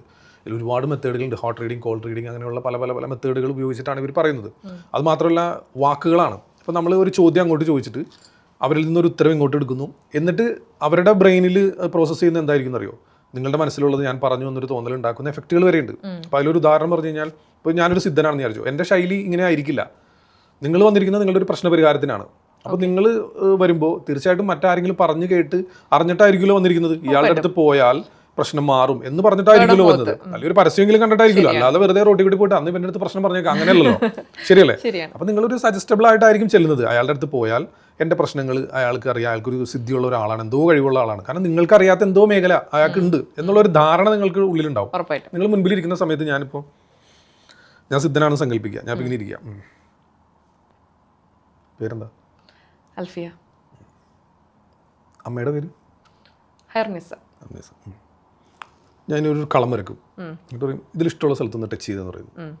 അപ്പോൾ നിങ്ങൾ ടച്ച് ചെയ്യുന്നു. ഇതെല്ലാം നടക്കുമ്പോൾ നിങ്ങളുടെ ഉള്ളിൽ എന്തായിരിക്കും എന്നറിയോ? നിങ്ങൾ ഒരു സിദ്ധൻ്റെ അടുത്താണ് പോയിരിക്കുന്നതെങ്കിൽ നിങ്ങളുടെ ഉള്ളിൽ എന്തായിരിക്കും? ഇതെല്ലാം എൻ്റെ പ്രശ്നം മനസ്സിലാക്കാൻ അല്ലെങ്കിൽ ഇത് പരിഹരിക്കാൻ വേണ്ടിയുള്ളതാണ് എന്നുള്ള ധാരണയായിരിക്കും. അതിൻ്റെ ഇടയിൽ തന്നെ അവർ പല ചോദ്യങ്ങളും, ഒരു സിമ്പിൾ ഉദാഹരണം, ഇതിന് മുമ്പുള്ള പല ഇന്റർവ്യൂവിലും പറഞ്ഞിട്ടുള്ളത്, എന്നാലും സിമ്പിളായിട്ടുള്ള ഉദാഹരണം ഞാൻ പറയാം. അപ്പോൾ ഇങ്ങനെ അവരിങ്ങനെ ആലോചിച്ചിങ്ങനെ ഇരുന്നിട്ട് ഇതൊക്കെ ആയിരിക്കും അവരുടെ ഒരു ബോഡി ലാംഗ്വേജ്. നിങ്ങൾ നോക്കിയാൽ ഇങ്ങനെയൊക്കെ ഇരിക്കുക എന്ന് പറയും. നിങ്ങളുടെ വീടിൻ്റെ വലതുവശത്താണോ ഇടതുവശത്താണോ ഒരു മരം? അപ്പോൾ തന്നെ ഇങ്ങനെ പറയുമ്പോൾ തന്നെ നിങ്ങൾ പറയും വലതുവശത്ത്. ഓക്കെ, വലതുവശത്ത്. അതിപ്പോൾ ഈ അടുത്ത് മുറിച്ചു. അതാണ് പ്രശ്നം. ഇതാണ് പറയുന്നത് അവരുടെ സ്റ്റൈല്. ഞാൻ ഒരു സിമ്പിൾ ഒരു ഉദാഹരണം പറഞ്ഞാൽ കേട്ടോ, പെട്ടെന്ന് എല്ലാവർക്കും മനസ്സിലാക്കാൻ പറഞ്ഞാൽ ഇങ്ങനെയാണെന്നല്ല, പക്ഷേ ഇതും അവർ അപ്ലൈ ചെയ്യുന്ന ഒരു മെത്തേഡാണ്. അപ്പോൾ ഇതിൻ്റെ കംപ്ലീറ്റ് ഇത് കഴിഞ്ഞ് കഴിയുമ്പോൾ നമ്മുടെ ബ്രെയിൻ പ്രോസസ്സ് ചെയ്ത് പറയുന്നത് എന്തായിരിക്കും അറിയാം? പുറത്തിറങ്ങുമ്പോൾ എൻ്റെ വീടിൻ്റെ വലതുവശത്ത് ഒരു മരം ഉണ്ടായിരുന്നു, അത് മുറിച്ചെന്ന് പുള്ളി പറഞ്ഞു.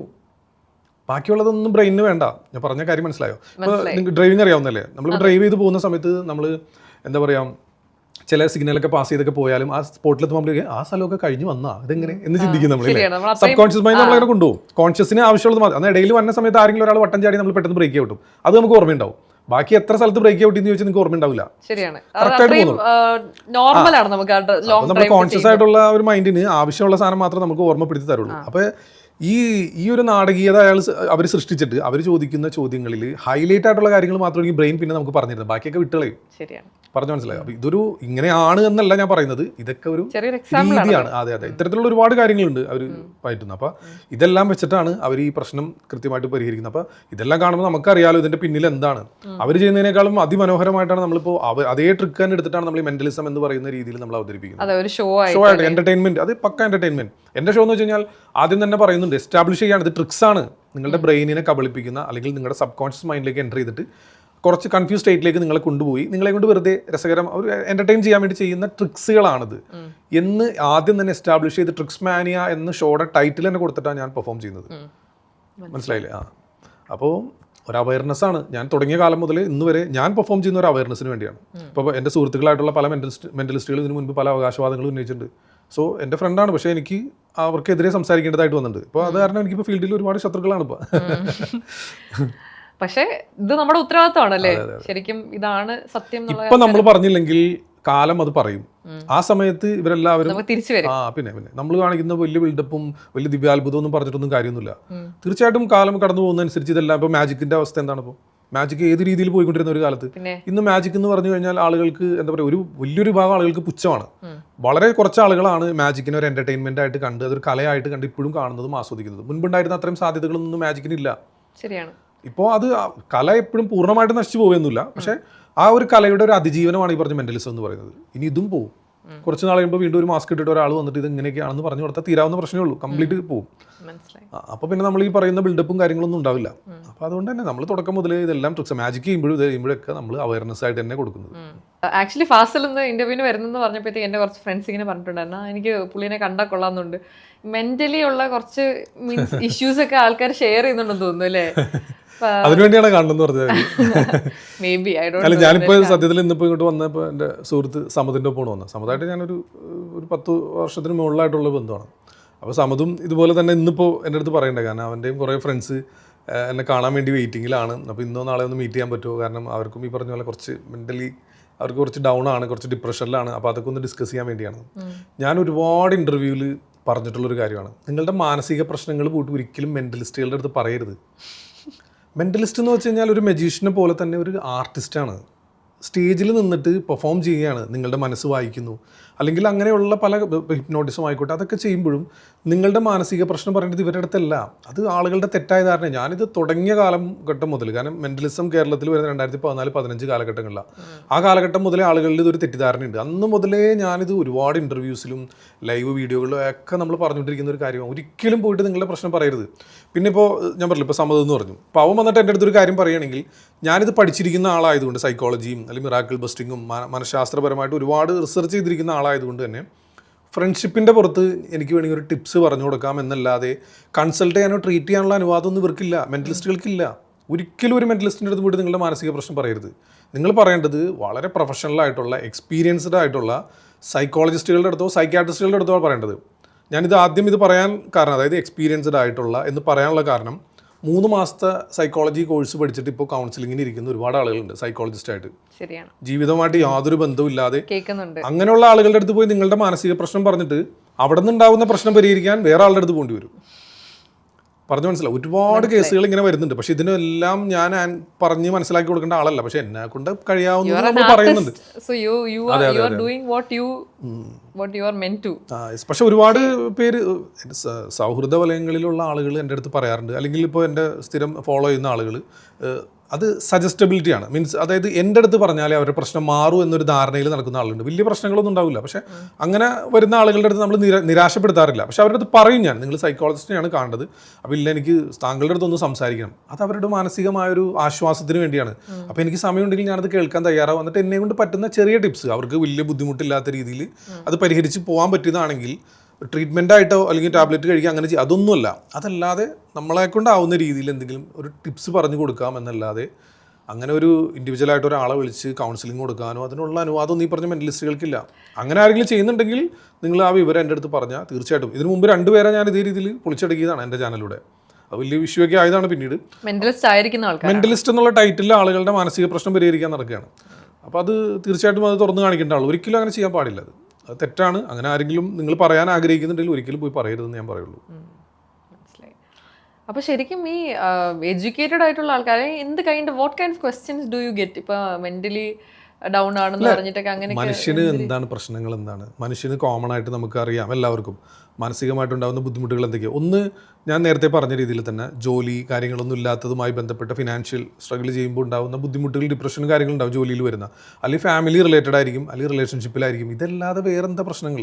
ഇതൊക്കെ തന്നെയാണ് പ്രശ്നങ്ങൾ. അല്ലെങ്കിൽ ആരെങ്കിലും അകാലത്തിൽ മരിച്ചുപോയ പ്രിയപ്പെട്ട ആരെങ്കിലും ഒരു വേർപാട്, ഇങ്ങനെയുള്ള ഒരു 4, 5, 6 വിഷയങ്ങളാണ് കോമൺ ആയിട്ട് മനുഷ്യൻ കണ്ടുവരുന്ന, അത് വന്ന് പറയുന്ന പ്രശ്നങ്ങൾ ഇതൊക്കെ തന്നെയാണ്. അപ്പോൾ ഞാനിതാ പറഞ്ഞു, അതൊക്കെ കൗൺസിലിങ്ങോ അതൊക്കെ ഒരു സെഷനോ 2, 3, 4, 5 സെക്ഷൻ, അതൊക്കെ അവരുടെ ഡീറ്റെയിൽ ഹിസ്റ്ററി കാര്യങ്ങളൊക്കെ അറിഞ്ഞിട്ട് വേണം അതൊക്കെ പറഞ്ഞു കൊടുക്കാൻ.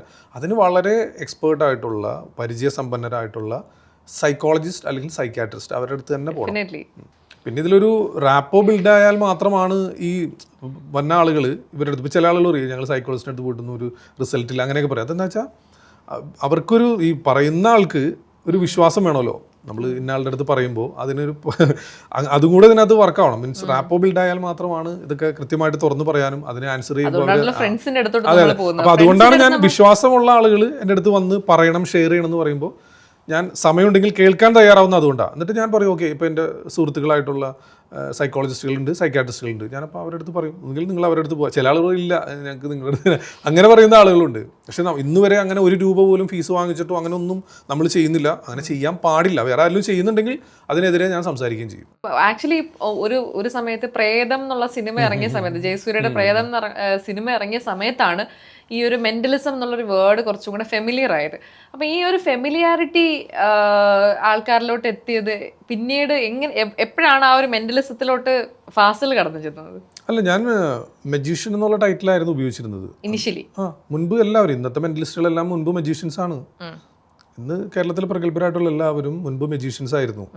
അപ്പോൾ മെന്റലിസ്റ്റ് എന്നുള്ള ഒരു ടൈറ്റിലേക്ക് വന്നത് ഈ പറഞ്ഞ ഈ ഫിലിമും ഒക്കെ വന്നതിന് ശേഷമാണ്. പിന്നെ ആ ഒരു മാത്രമുള്ള മാജിക് ഞാൻ പറഞ്ഞില്ലേ, അതിൻ്റെ സാധ്യതകൾ കുറച്ച് മങ്ങി തുടങ്ങി. കാരണം അതെല്ലാം എക്സ്പോസ്ഡ് ആയതുകൊണ്ട്, റിവീൽ ആയതുകൊണ്ട് ട്രിക്സ് ഒക്കെ. അപ്പോൾ അതിൻ്റെ ഒരു പുതിയൊരു വകഭേദം അല്ലെങ്കിൽ അതിൻ്റെ ഒരു അപ്ഡേറ്റ് വേർഷൻ എന്ന് വേണമെങ്കിൽ പറയാം മെന്റലിസത്തിന്. അപ്പോൾ അങ്ങനെ വന്നു കഴിഞ്ഞപ്പോഴാണ് നമ്മൾ മെന്റലിസ്റ്റ് എന്നുള്ള ടൈറ്റിലേക്ക് മാറിയത്. 2015 തോന്നുന്നു ഫസ്റ്റ് ഷോ ഞാൻ അബുദാബി തന്നെ ചെയ്തിരിക്കുന്നത്. 14-15 ആ സമയത്താണ് ആദ്യത്തെ mentalism show Abu Dhabi Madina Zayed മാളിലാണ് ചെയ്തത്. പക്ഷെ അന്ന് മെന്റലിസ്റ്റ് എന്ന് പറഞ്ഞാൽ ആളുകൾ എന്താ ഭ്രാന്തിന് ചികിത്സിക്കുന്നതാണോ അല്ലെങ്കിൽ ആളുകൾക്ക് അറിയില്ലായിരുന്നു. അപ്പോൾ അന്ന് തുടക്കകാലഘട്ടങ്ങളിൽ ഭയങ്കര ബുദ്ധിമുട്ടായിരുന്നു ഇത് ആളുകളിലേക്ക് ഒന്ന് എത്തിക്കാനായിട്ട്. പക്ഷെ ഇന്ന് ഇപ്പോൾ ജനകീയമായിട്ടുണ്ടെങ്കിൽ പോലും ആളുകൾക്ക് മൊത്തത്തിൽ തെറ്റിദ്ധാരണയാണ് ഇത് എന്തൊക്കെയാണ്. ഇപ്പോൾ കഴിഞ്ഞ ഷാർജ ഷോ ഫുൾ ക്രൗഡായിരുന്നു, നല്ല ഓഡിയൻസ് ഉണ്ടായിരുന്നു. ഇനിയിപ്പോൾ നെക്സ്റ്റ് ഷോ വരുന്നത് ദുബായിലുണ്ട് 12-ാം തീയതി. അപ്പോൾ ഈ ഷാർജ ഷോയിൽ തന്നെ ആളുകൾക്ക് ഞാൻ പറയില്ലേ കൃത്യമായിട്ടൊരു അവയർനെസ് ഇല്ല ഇത് എന്താണ് സംഭവം എന്നുള്ളത്. മനസ്സ് വായിക്കുന്ന പരിപാടിയാണെന്നുള്ള ഒരു കൈൻഡ് ഓഫ് ചെറിയൊരു രീതിയിൽ അവർക്ക് അത് നമ്മൾ അങ്ങോട്ട് ഒരു നിർദ്ദേശം കൊടുത്തിട്ട് അവർ അതുമായി ബന്ധപ്പെട്ട് അവർ ചിന്തിക്കുന്ന കാര്യങ്ങൾ നമ്മൾ 1-2 ചോദ്യങ്ങൾ ഒക്കെ ചോദിച്ചും അവരിൽ നിന്ന് മനസ്സിലാക്കിയെടുക്കുന്ന ഒരു പ്രകടനമാണത്. അതല്ലാതെ ഇപ്പോൾ നിങ്ങൾ ഒരു മനസ്സിൽ ഞാൻ ഒരു കാര്യം വിചാരിച്ചൊന്ന് പറഞ്ഞെന്ന് പറഞ്ഞാൽ എനിക്കെന്നല്ല ആർക്കും പറയാൻ പറ്റില്ല. പക്ഷെ നമ്മൾ അതിനൊരു പ്രോസസ്സ് ഉണ്ടല്ലോ, അതിനൊരു റൂട്ടുണ്ട്. അതിലൂടെ സഞ്ചരിച്ചാൽ മാത്രമാണ് നിങ്ങൾ മനസ്സിൽ വിചാരിച്ചത് എനിക്ക് പറയാൻ സാധിക്കുകയുള്ളൂ. അപ്പോൾ കോൺസെപ്റ്റ് അതാണ്, അതായത് മനസ്സിൽ വിചാരിച്ചത് ഫൈനൽ പറഞ്ഞു എന്നുള്ളൊരു പ്രതീതി ഉണ്ടാക്കുന്ന ഒരു കല, അത്രയേ ഉള്ളൂ. അപ്പോൾ പറഞ്ഞൊന്നും ഈ ആളുകൾക്ക് അറിയില്ല എന്ന് വെച്ചാൽ നമ്മളവിടെ കുറേ നിർദ്ദേശങ്ങൾ കൊടുത്തിരുന്നു. നിങ്ങൾക്ക് ഇഷ്ടപ്പെട്ട സോങ്, ഇഷ്ടപ്പെട്ട ഫ്ലവർ, ഇഷ്ടപ്പെട്ട പ്ലേസ് ഒക്കെ എഴുതിയിടാം എന്ന് പറഞ്ഞിരുന്നു.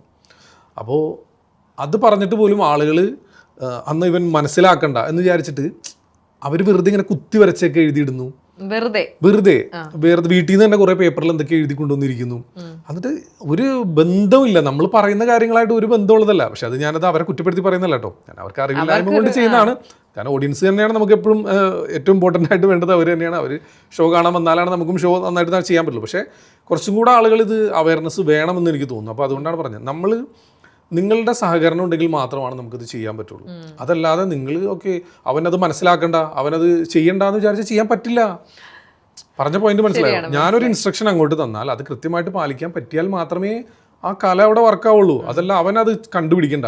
ഇപ്പോൾ കുത്തി വരച്ചിട്ട് കഴിഞ്ഞാൽ ഞാനിത് എങ്ങനെ മനസ്സിലാക്കാനാണ്? ഞാനത് എടുത്തിട്ട് ഇപ്പോൾ നിങ്ങൾക്ക് തന്നിട്ട് നിങ്ങളിത് വായിച്ചു നോക്കൂ, നിങ്ങളത് മനസ്സിൽ വിചാരിക്കുന്നത് ഞാൻ പറയാമെന്ന് പറഞ്ഞാൽ നിങ്ങൾക്ക് വായിക്കാൻ പറ്റുന്നില്ലെങ്കിൽ പിന്നെ ഞാൻ എന്ത് ചെയ്യുന്നത്? ശരിയാണ്. പറഞ്ഞ പോയിന്റ് മനസ്സിലായോ? അത് ആളുകൾക്ക് തെറ്റിദ്ധാരണയാണ്, ആളുകൾക്ക് പല രീതിയിൽ. പിന്നെ വേറെ എന്തൊക്കെയോ എഴുതിയിട്ടിരിക്കുന്നുണ്ടായിരുന്നു, ഒരു ബന്ധമില്ലാത്ത എൻ്റെ മകൾ ജോലി ചെയ്യുന്ന സ്ഥലം, അങ്ങനെയൊക്കെ. പിന്നെ വേറെന്താണ്, എൻ്റെ പിൻ നമ്പർ മറന്നുപോയി, അതൊന്ന് പറയാമോ? പുള്ളിക്ക് ഓർമ്മയില്ല, പിന്നെ ഞാൻ എങ്ങനെ പറയണേ? അപ്പൊ അങ്ങനെയൊക്കെ ഉള്ള രസകരമായിട്ടുള്ള വേർഡുകളൊക്കെയാണ് എഴുതിയെടുത്തത്. ആൾക്കാര് മീൻസ് ഈ മെന്റലിസം അല്ലെങ്കിൽ മാജിക് ചെയ്യുന്ന ആൾ അതിനെ എങ്ങനെയെങ്കിലും അതിനൊന്ന് ഡീബങ്ക്, മീൻസ് അതിന്റെ പിന്നിലുള്ള രഹസ്യം എന്താണ്, അതിനെ പൊളിക്കണം, അത് എൻ്റെ അടുത്ത് നടക്കൂല, ആ ഒരു കൈൻഡ് ഓഫ് ഒരു മെന്റാലിറ്റി അതുണ്ട്. പക്ഷേ കുറച്ച് ശതമാനം ആളുകൾക്ക് അതുള്ളൂ എൻ്റെ ഷോയിൽ. കാരണം ഞാൻ ഓൾറെഡി ട്രിക്സ് ആണെന്ന് പറഞ്ഞിട്ടല്ലേ ഷോ ചെയ്യുന്നത്. ഞാൻ ആദ്യം തന്നെ ഷോ തുടങ്ങുമ്പോൾ തന്നെ പറയുന്നത് ഇത് കംപ്ലീറ്റ് ഒന്നുമില്ല, അവകാശവാദങ്ങളൊന്നും നമുക്കില്ല, എൻ്റർടൈൻമെൻ്റ് ആണ്. കുറച്ച് സമയം നിങ്ങളൊന്ന് എൻ്റർടൈൻ ചെയ്യിക്കുക എന്നുള്ളത് മാത്രമേ ലക്ഷ്യമുള്ളൂ. സോ നമ്മൾ പറയുന്ന കാര്യങ്ങൾ നിങ്ങൾ കൃത്യമായിട്ട് അത് കേട്ട് അത് അതുപോലെ തന്നെ നിങ്ങൾ അനുസരിച്ചാൽ മാത്രമാണ് നമുക്കിത് വർക്കാവുള്ളൂ. അതെല്ലാം നിങ്ങൾ പരാജയപ്പെടുത്താൻ വന്നാൽ പരാജയപ്പെടും, അല്ലാതെ നമ്മളവിടെ വേറെ കാര്യങ്ങളൊന്നും ഇല്ല അതിനകത്ത്. അത് അങ്ങനെ തന്നെയാണത്. ഇപ്പോൾ ഹിപ്നോട്ടിസം ചെയ്യുന്നുണ്ട്, എല്ലാ സ്റ്റേജിലും ഞാൻ ഹിപ്നോട്ടിസം ചെയ്യുന്നുണ്ട്. ഹിപ്നോട്ടിസം ചെയ്യുന്ന സമയത്ത് അവരെ കൺഫ്യൂസ് സ്റ്റേജിലേക്ക് കൊണ്ടുപോകണം. ഞാൻ പറയുന്ന കാര്യങ്ങൾ അവർ 100 അല്ല 110% ഇമാജിൻ ചെയ്താൽ മാത്രമാണ് അത് നടക്കുള്ളൂ. ആക്ച്വലി അതൊരു ആർട്ടാണല്ലോ, ആ ആർട്ടുമായിട്ട് ഒന്ന് സഹകരിച്ചാൽ മാത്രമല്ലേ നമുക്ക് അത് എൻജോയ് ചെയ്യാൻ പറ്റുള്ളൂ. അവരും വിചാരിക്കണം എൻജോയ്മെന്റ് അല്ലെങ്കിൽ ആ ഒരു അത്ഭുതപ്പെടുക എന്നുള്ളത് മേ ബി നമുക്കൊരു നല്ലൊരു കിക്ക് ഓഫ് ഡോപ്പമൈൻ ഒക്കെ തരുമായിരിക്കും. ആ സംഭവം നമുക്ക് ഫീൽ ചെയ്യണമെന്നുണ്ടെങ്കിൽ നമ്മൾ സഹകരിച്ചാലേ പറ്റുള്ളൂ. ശരിയാണ്, that's A very basic requirement. അല്ലെങ്കിൽ ഒരു ആർട്ടിസ്റ്റിന്റെ രോദനം. നമ്മൾ ഇത്രയും പറഞ്ഞിട്ടും ചില ആളുകൾ നമ്മൾ ഡിഫെൻഡ് ചെയ്യാൻ വേണ്ടി കയറി വരാറുണ്ട്. ഇത്രയൊക്കെ പറഞ്ഞിട്ടും അതായത് ട്രിക്സ് ആണെന്ന് പറഞ്ഞിട്ടും ഇത് ചെയ്തിട്ടും ചില ആൾ നമുക്കൊന്നും ചെയ്യാനില്ല അവിടെ, നമ്മളിപ്പോൾ എന്ത് പറയാനാ അങ്ങനെ വരുന്ന ആളുകളുടെ അടുത്ത്. ശരിയാണ്. എഡ്യൂക്കേറ്റഡ് ആയിട്ടുള്ള ആൾക്കാർ പോലും ഈ സിദ്ധിയുടെയും ഈ പറഞ്ഞ അൺകൺവെൻഷണൽ അല്ലെങ്കിൽ റിലീജിയസ് ആയിട്ടുള്ള വേയിൽ തന്നെ നമുക്ക് വേണമെങ്കിൽ പറയാം അങ്ങനെയൊക്കെ പോകുന്നുണ്ടെന്ന് പറയും. ഇപ്പൊ ഈ റീസെന്റ് അങ്ങനെ എന്തെങ്കിലും അനുഭവം ഉണ്ടോ? റീസെന്റ് അത് സ്ഥിരമുള്ള കാഴ്ചയില്ലേ നമുക്ക്, എപ്പോഴും ഉണ്ട് ഈ പറഞ്ഞ പോലെ. ഇപ്പൊ റീസെന്റ് ഉണ്ടായ അനുഭവം ഇപ്പൊ എന്റെ ഫിസിക്സ് സാറ് മുൻപ് തന്നെ സ്കൂളിൽ ഫിസിക്സ് അറിയാലോ, സയൻസിന്റെ അങ്ങേറ്റം ഫിസിക്സ് പഠിപ്പിച്ചിട്ട് സാർ ഇപ്പോൾ അടുത്ത് നിന്ന് കഴിഞ്ഞപ്പോൾ അദ്ദേഹത്തിന്റെ റൂമിൽ ബാബയുടെ ഒരു ഫോട്ടോ മാലയിട്ട് വെച്ചിരിക്കുകയാണ്. ബാബയുടെ പേര് ഞാൻ പറയുന്നില്ല, ആളൊന്നും ജീവിച്ചിരിക്കുന്നില്ല. മാലയിട്ട് വെച്ച് ഭസ്മൊക്കെ വെച്ച് മറ്റേ ഇതൊക്കെ തിരികെ കത്തിച്ച് വെച്ചിരിക്കുകയാണ്. ഫിസിക്സ് പഠിപ്പിക്കുന്ന സാറാ. അതെ അതെ അതെ. അപ്പൊ ഞാൻ ഇങ്ങനെ ഇതെന്താണെന്ന് ചോദിച്ചു കഴിഞ്ഞപ്പോൾ പുള്ളി എൻ്റെ അടുത്ത് ചൂടാവുകയാണ് ചെയ്തത്. ഞാൻ വേറെ മോശമായിട്ടൊന്നും ഞാൻ പറഞ്ഞില്ല, ഇതെന്താണ് സാർ ഇങ്ങനെ എന്നൊക്കെ ചോദിച്ചു കഴിഞ്ഞപ്പോൾ നിന്റെ വീഡിയോ ഇന്നാളെ ഞാൻ കണ്ടിരുന്നു, അതിൽ നീ മറ്റേ പുള്ളി ഒരു കുടം, അതായത് ഒരു അത്ഭുത കുടം ഉണ്ട് പുള്ളിയുടെ, അതിങ്ങനെ കമഴ്ത്തി പിടിക്കുന്ന സമയത്ത് അതിൻ്റെ അകത്ത് വിഭൂതി താഴേക്ക് ഇങ്ങനെ വീഴും. എന്നിട്ട് കൈ അതിനകത്ത് എടുത്തിട്ട് പിന്നെ കൈ ഇങ്ങനെ കുടഞ്ഞ് കാണിക്കും. എന്നിട്ട് വീണ്ടും ആ കുടത്തിൻ്റെ അകത്ത് കൈ ഇട്ട് കഴിയുമ്പോൾ അത് വീണ്ടും ഇങ്ങനെ വിഭൂതി വന്നുകൊണ്ടിരിക്കുന്ന ഒരു ഇത്, വിഭൂതി അഭിഷേകം എന്ന് പറഞ്ഞിട്ട് നെറ്റിലേക്ക് കാണാം. ഞാനത് ബസ്റ്റ് ചെയ്താൽ മീൻസ് അത് പൊളിച്ചെടുക്കിയതാണ്. അതെങ്ങനെയാണെന്നുള്ളത് ഞാൻ അതേ രീതിയിൽ റീക്രിയേറ്റ് ചെയ്താൽ. അപ്പോൾ ഈ ഫിസിക്സ് പഠിപ്പിക്കുന്ന ഈ സാറിൻ്റെ അടുത്ത് പറഞ്ഞ ഡയലോഗ് കേട്ടപ്പോഴാണ് ഞാൻ പിന്നെ ഒന്നും പറഞ്ഞിട്ട് കാര്യമില്ല, ഞാനിങ്ങനെ വണങ്ങിയിട്ട് ഞാൻ പോരേണ്ടി വന്നു. കാരണം വേറെ ഒന്നുമില്ല, അദ്ദേഹം പറഞ്ഞത് ഫാസിൽ ചെയ്തപ്പോൾ ഫാസിലിൻ്റെ ഈ ഫിംഗറുകളിൽ ഇത്രയും ഭാഗം മാത്രമാണ് അകത്തേക്ക് കയറിയത്. അതായത് ഒരു 4 ഇഞ്ച് അകത്ത് കയറിയെന്ന് വിചാരിച്ചോ, ബാബ ചെയ്തപ്പോൾ 3 ഇഞ്ച് കയറിയിട്ടുള്ളൂ എന്ന് പറഞ്ഞാൽ. അപ്പം ഞാൻ സാറ് സത്യത്തിൽ എന്നെ ട്രോളുന്നതാണോ എനിക്ക് മനസ്സിലാവുന്നില്ല. സാർ ഇത് എന്താ പറയുക, അല്ല ഫാസിൽ ചെയ്തപ്പോൾ ഫാസിലിൻ്റെ ഇത്രയും പോർഷൻ ഒരു 4 ഇഞ്ച് കൂടുതലാണ് അകത്തേക്ക് കയറിയിരിക്കുന്നത്. ബാബ ചെയ്തപ്പോൾ വെറും 3 ഇഞ്ചേ കയറിയിട്ടുള്ളൂ. അപ്പോൾ സാർ ഇത് എന്താ പറയുന്നത് എനിക്ക് ക്ലിയർ ആവുന്നില്ല സാറ് പറയുന്നത്. അതായത് ആ ഒരു 1 ഇഞ്ച് 2 ഇഞ്ചിലാണോ സാർ ഇതിനെ വിലയിരുത്തുന്നത് എന്ന് ചോദിക്കുകയാണ്. അപ്പം ഞാൻ ആദ്യം വിചാരിച്ച് എന്നെ ട്രോളുന്നാണെന്ന് വിചാരിക്കുന്നത്, അല്ലെങ്കിൽ എനിക്ക് പണി തരാൻ വേണ്ടി എന്നെ കളിയാക്കുന്നതാണ്. പക്ഷെ പിന്നീട് എനിക്ക് മനസ്സിലായി അദ്ദേഹം റിയൽ ആയിട്ട് പറയുന്നതാണ്. അതുപോലെ തന്നെ നമ്മുടെ കേരളത്തിലെ വളരെ ഫേമസ് ആയിട്ടുള്ള മുൻനിരയിൽ നിൽക്കുന്ന ഒരു പത്രം, ആ പത്രത്തിന്റെ ഒരു എഡിറ്റർ എന്നെ വിളിച്ച് വളരെ മോശമായ രീതിയിൽ സംസാരിച്ചാണ്. പത്രത്തിന്റെ പേരൊന്നും ഞാൻ പറയുന്നില്ല. അദ്ദേഹം ഇതേ രീതിയിൽ തന്നെ ഈ ബാബയുടെ ഭസ്മം എടുത്തത് അത് അദ്ദേഹത്തിന്റെ സിദ്ധി തന്നെയാണ് എന്ന് പറഞ്ഞ് തർക്കിച്ചുകൊണ്ടിരിക്കുക. ഭയങ്കരമായിട്ട് അതെ അതെ തർക്കിച്ചുകൊണ്ടിരിക്കുകയാണ്. അപ്പൊ ഞാൻ ആദ്യം വിചാരിച്ചു ഞാൻ ഇത് ആരെങ്കിലും ഇനി റെക്കോർഡ് ചെയ്തിട്ട് എന്നെ ട്രോളി വല്ല പരിപാടി ചെയ്യാൻ ഒപ്പിക്കുന്നതാണോ. കാരണം ഇവർ പറയുന്നത് എനിക്ക് അങ്ങോട്ട് ഉൾക്കൊള്ളാൻ പറ്റുന്നില്ല. ഇത്രയും പൊസിഷനിൽ ഇരിക്കുന്ന ഒരാൾ ഇങ്ങനെയൊക്കെ പറയാന്ന് വെച്ച് കഴിഞ്ഞാൽ. അങ്ങനെ ഞാൻ ഫോൺ കട്ട് ചെയ്ത് ഞാൻ ആകെ ഇങ്ങനെ കൺഫ്യൂസ്ഡ് ആയിട്ട് ഇങ്ങനെ ഇരിക്കുക, ഇത് എനിക്കിനി പണി തരാൻ വേണ്ടിയാണോ. അപ്പോൾ തന്നെ മുതുകാട് സാറ് വിളിക്കണം എന്നെ. ഇന്നാൾ വിളിച്ചിരുന്നോ എന്ന് ചോദിച്ചു. ഞാൻ വിളിച്ചു, എനിക്കും സ്ഥിരം ഇത് തരാറില്ല. അതായത് ഇങ്ങനെ വിളിച്ച് ഇങ്ങനെ പറഞ്ഞുകൊണ്ടിരിക്കണം, നമ്മൾ ഇതിനെതിരെ എന്തെങ്കിലും സംസാരിച്ച് ഞാൻ സത്യമാണെന്ന് പറയില്ല. ഇപ്പം എന്നെ വിളിച്ചിട്ടുണ്ടായിരുന്നു, നിന്റെ നമ്പർ ചോദിച്ച്. അപ്പം എൻ്റെതാ നമ്പർ വാങ്ങിച്ചിട്ടാണ് നിന്നെ വിളിച്ചത്. ആളിപ്പോൾ ഏകദേശം പിടികിട്ടിയില്ലെന്ന് ചോദിച്ചു. ഞാൻ പറഞ്ഞത് എന്താണ് സാർ ഇങ്ങനെ, അതങ്ങനെയാണ് ലോകം എന്ന് പറഞ്ഞു. അപ്പോൾ അതാണ് അതിന് ആൻസർ ഞാൻ ആദ്യം പറഞ്ഞിരുന്നു. കാരണം എത്രയൊക്കെ വിദ്യാഭ്യാസം നേടിയാലും എത്ര ഉന്നത പദവിയിലെത്തിയാലും ഇനി സയൻസ് എങ്ങനെയൊക്കെ അരച്ച് കലക്കി കുടിച്ചിട്ടും കാര്യമില്ല. ചെറിയ പ്രായത്തിൽ ബ്രെയിനിൽ കയറിയിരിക്കുന്ന ആശയങ്ങൾ അങ്ങനെയുള്ളതാണെങ്കിൽ അതിനിപ്പോൾ ചൊട്ടയിൽ ശീലം ചുടൽ വരുന്നൊക്കെ പറയുന്ന പോലെ തന്നെ അത് പെട്ടെന്ന് മാറിപ്പോകാൻ ബുദ്ധിമുട്ടാണ്, അത് പോകില്ല. അപ്പോൾ അതുകൊണ്ട് തന്നെയാണ് അവർ ഇപ്പോഴും സയൻസ് മുറുകെ പിടിക്കുന്നതോടൊപ്പം തന്നെ ഇതും മുറുകെ പിടിക്കുന്നത്. മേ ബി അതുകൊണ്ടായിരിക്കും നമ്മുടെ സമൂഹത്തിൽ ഒരുപാട് കാര്യങ്ങൾ നമ്മൾ അൺലേൺ ചെയ്യാനായിട്ട് കുറേ ബുദ്ധിമുട്ടാറുണ്ടായിരുന്നല്ലോ. ഞാനൊക്കെ വളർന്നു വന്ന ആ ഒരു സിറ്റുവേഷനിലൊക്കെ ഒരുപാട് ഈ എന്താ കുറേ മിത്തുകളും ഇപ്പോൾ പീരീഡ്സിനാണെങ്കിലും ഒരുപാട് ടാബൂസ് കാര്യങ്ങളൊക്കെ നമ്മൾ പൊളിച്ചെഴുതിയ ആൾക്കാരാണ്. അപ്പോൾ അങ്ങനെ മാറി വരുന്ന ആ ഒരു സമൂഹത്തിലും ഇനിയും ഇത് നമുക്ക് കുറേ കടമ്പകൾ ഉണ്ടെന്നാണ് പറയുന്നത്. തീർച്ചയായിട്ടും. അല്ല സയൻസ് ഞാൻ നേരത്തെ പറഞ്ഞില്ലേ, സോഷ്യൽ മീഡിയ അത് നല്ല രീതിയിൽ ജനകീയമായാലും അല്ലെങ്കിൽ ഇനി യുഗമായിട്ടൊന്നും പറഞ്ഞിട്ട് കാര്യമില്ല. കാരണം ഇങ്ങനെയുള്ള ഈ പലരും പല മാനസികാവസ്ഥയിലൂടെ കടന്നു വരുന്ന ആളുകളാണല്ലോ. അപ്പോൾ തീർച്ചയായിട്ടും നമുക്ക് എല്ലാവരെയും മാറ്റുക എന്നുള്ളതൊക്കെ വെറും മിഥ്യാധാരണയാണ്. അതൊന്നുമില്ല. ഒരു പരിധിവരെയൊക്കെ ആളുകളെ പറഞ്ഞ് മനസ്സിലാക്കാനേ പറ്റുള്ളൂ. മാറ്റിയില്ല എങ്കിൽ പോലും അറ്റ്ലീസ്റ്റ് അതിനെ റെസ്പെക്ട് ചെയ്യാനുള്ളൊരു എനിക്ക് തോന്നുന്നില്ല. അത് എനിക്ക് തോന്നുന്നില്ല. അത് കാരണം എന്താണെന്ന് വെച്ച് കഴിഞ്ഞാൽ അത് എൻ്റെ അനുഭവമാണ് ഞാൻ പറയുന്നത്. ഇപ്പോൾ ആളുകൾ ഇപ്പോൾ ഞാനിത് പറയുമ്പോൾ ചിലപ്പോൾ എന്നെ വിമർശിക്കുന്ന ആളുണ്ടാവും. പക്ഷേ എൻ്റെ അനുഭവമാണ്. ഇപ്പോൾ ഈ അടുത്ത് തന്നെ ഞാനൊരു മറ്റേ ഇതുണ്ടല്ലോ, എന്താ പറയുക, എയർക്രാഫ്റ്റിൻ്റെയൊക്കെ ഇത് പഠിപ്പിക്കുന്ന അതിൻ്റെ പേര് യെസ് ഇപ്പം ഈ അടുത്ത് ഏവിയേഷൻ ഇൻസ്റ്റിറ്റ്യൂട്ടിൽ 1-2 ഇൻസ്റ്റിറ്റ്യൂട്ടിൽ ഞാൻ ഒരു ചെറിയൊരു ഹിപ്നോട്ടിസം അല്ലെങ്കിൽ ഇങ്ങനെയുള്ള ഒരു ഷോയും ഒരു ക്ലാസ്സൊക്കെ ആയിട്ട് പോയിട്ടുണ്ടായി. പക്ഷെ അവിടെ അതായത് അവർ പഠിക്കുന്ന മേഖല ഏതാണെന്നുള്ളത് അറിയാലോ. അപ്പോൾ അത്രയും ഇതുമായി ശാസ്ത്രത്തിൻ്റെ ഇതുമായി ബന്ധപ്പെട്ട് പഠനം നടത്തുന്ന കുട്ടികളിൽ ഒരു 90% ആളുകളും ഓജോ ബോർഡിനൊക്കെ അഡിക്റ്റാണ് എന്ന് പറഞ്ഞാൽ വിശ്വസിക്കാൻ പറ്റും. അവർ തർക്കിക്കുകയാണ്. ഞാനതിൻ്റെ ബ്രെയിൻ ടെസ്റ്റ് കൊടുത്തു, എല്ലാം ഡീറ്റെയിൽ ആയിട്ട് കൊടുത്തിട്ട് പോലും അത് കൃത്യമായി അവർക്ക് മനസ്സിലാക്കി കൊടുത്തിട്ട് പോലും അവർ സമ്മതിക്കുന്നില്ല. അവർ പിടി തരുന്നില്ല. ഞാൻ പറയുന്നത് കേൾക്കാൻ മീൻസ് ഓജോ ബോർഡ് റിയൽ ആണെന്നാണ് പറയുന്നത്. ആ ഓജോ ബോർഡിലൂടെ പ്രേതത്തിനെ വിളിക്കാൻ പറ്റും. അത് നമ്മുടെ ബ്രെയിൻ തന്നെ നമ്മളെ കബളിപ്പിക്കുന്ന ഇഡിയോമോട്ടോർ എഫക്റ്റിലൂടെ വർക്ക് ആവുന്ന ഒരു കാര്യമാണത്. നമ്മുടെ ബ്രെയിൻ നമ്മളെ കബളിപ്പിക്കാന്ന് വെച്ചാൽ നമുക്ക് പോലും മനസ്സിലാവില്ല അത് നമ്മളാണ് ചെയ്യുന്നതെന്ന് നമ്മൾ മനസ്സിലാക്കാൻ പറ്റാത്തൊരവസ്ഥയാണത്. ഇപ്പൊ എന്റെ സ്റ്റേജ് ഷോയിൽ വന്നു കഴിഞ്ഞാൽ അത്തരത്തിലുള്ള ഒരുപാട് എഫക്റ്റുകൾ ഞാൻ കാണിച്ചു കൊടുക്കുന്നുണ്ട്. ഇപ്പൊ കഴിഞ്ഞ ദിവസം സ്റ്റേജിൽ വന്ന ഒരു ലേഡീനെ ഞാൻ മറ്റൊരാളാക്കി മാറ്റി. അവർക്കത് ഓർമ്മയില്ല അത് കഴിയുമ്പോൾ. അപ്പോൾ അവരിപ്പോൾ കഴിഞ്ഞ ദിവസം എനിക്ക് മെസ്സേജ് അയച്ചിട്ടുണ്ടായിരുന്നു, എനിക്ക് ആ വീഡിയോ ഒന്ന് കാണണം, ആളുകളൊക്കെ പറയുമ്പോൾ എനിക്കത് എന്താണ് ഞാനവിടെ ചെയ്തതെന്ന് അറിയാൻ എനിക്കൊരു ആഗ്രഹം ഉണ്ടെന്ന് പറയും. സോ അവരുടെ ബ്രെയിനിൽ അതില്ല, എന്താണ് അവിടെ സംഭവിച്ചെന്നുള്ള അവർ മറന്നുപോയി. സോ അവരുടെ ബ്രെയിനിനെ കൺഫ്യൂസ് സ്റ്റേറ്റിലേക്ക് ഞാൻ ആക്കുകയാണ് ചെയ്തത്. അപ്പോൾ അങ്ങനെയാണ് ആ ഒരു പ്രകടനം ഞാൻ കാഴ്ചവെച്ചത്. അപ്പോൾ ഇതേ രീതിയിൽ തന്നെ നമ്മുടെ ബ്രെയിൻ നമ്മളെ സ്വയം കബളിപ്പിക്കുന്ന ഒരുപാട് അവസ്ഥകളുണ്ട്, ഇഡിയോമോട്ടോർ എഫക്റ്റ്. അപ്പോൾ ഇതാണെന്ന് പറഞ്ഞാലൊന്നും ഇവർക്ക് മനസ്സിലാവില്ല. അപ്പോൾ ഞാൻ പറഞ്ഞില്ലേ, നമ്മൾ നിർബന്ധിച്ച് അടിച്ചേൽപ്പിക്കാനൊന്നും പറ്റില്ല, നമുക്ക് പറയാനേ പറ്റൂ.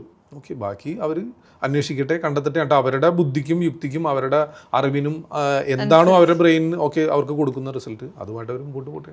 പക്ഷെ സമൂഹത്തെ ഇതുകൊണ്ട് ബുദ്ധിമുട്ടിക്കുന്നത് കണ്ടാൽ നമ്മൾക്ക് എന്തായാലും പറഞ്ഞല്ലേ പറ്റും. അപ്പോൾ നമ്മൾ പറയും, പറഞ്ഞുകൊണ്ടിരിക്കാം, മനസ്സിലാക്കുന്നവർ മനസ്സിലാക്കട്ടെ, നന്നാവുന്നവർ നന്നാവട്ടെ എന്നൊരു സംഭവമാണ്. പക്ഷെ പറയാനുള്ളത് നമ്മൾ പറയണമല്ലോ.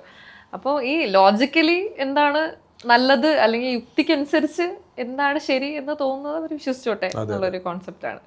പറയാനുള്ളത് നമ്മൾ പറയണം.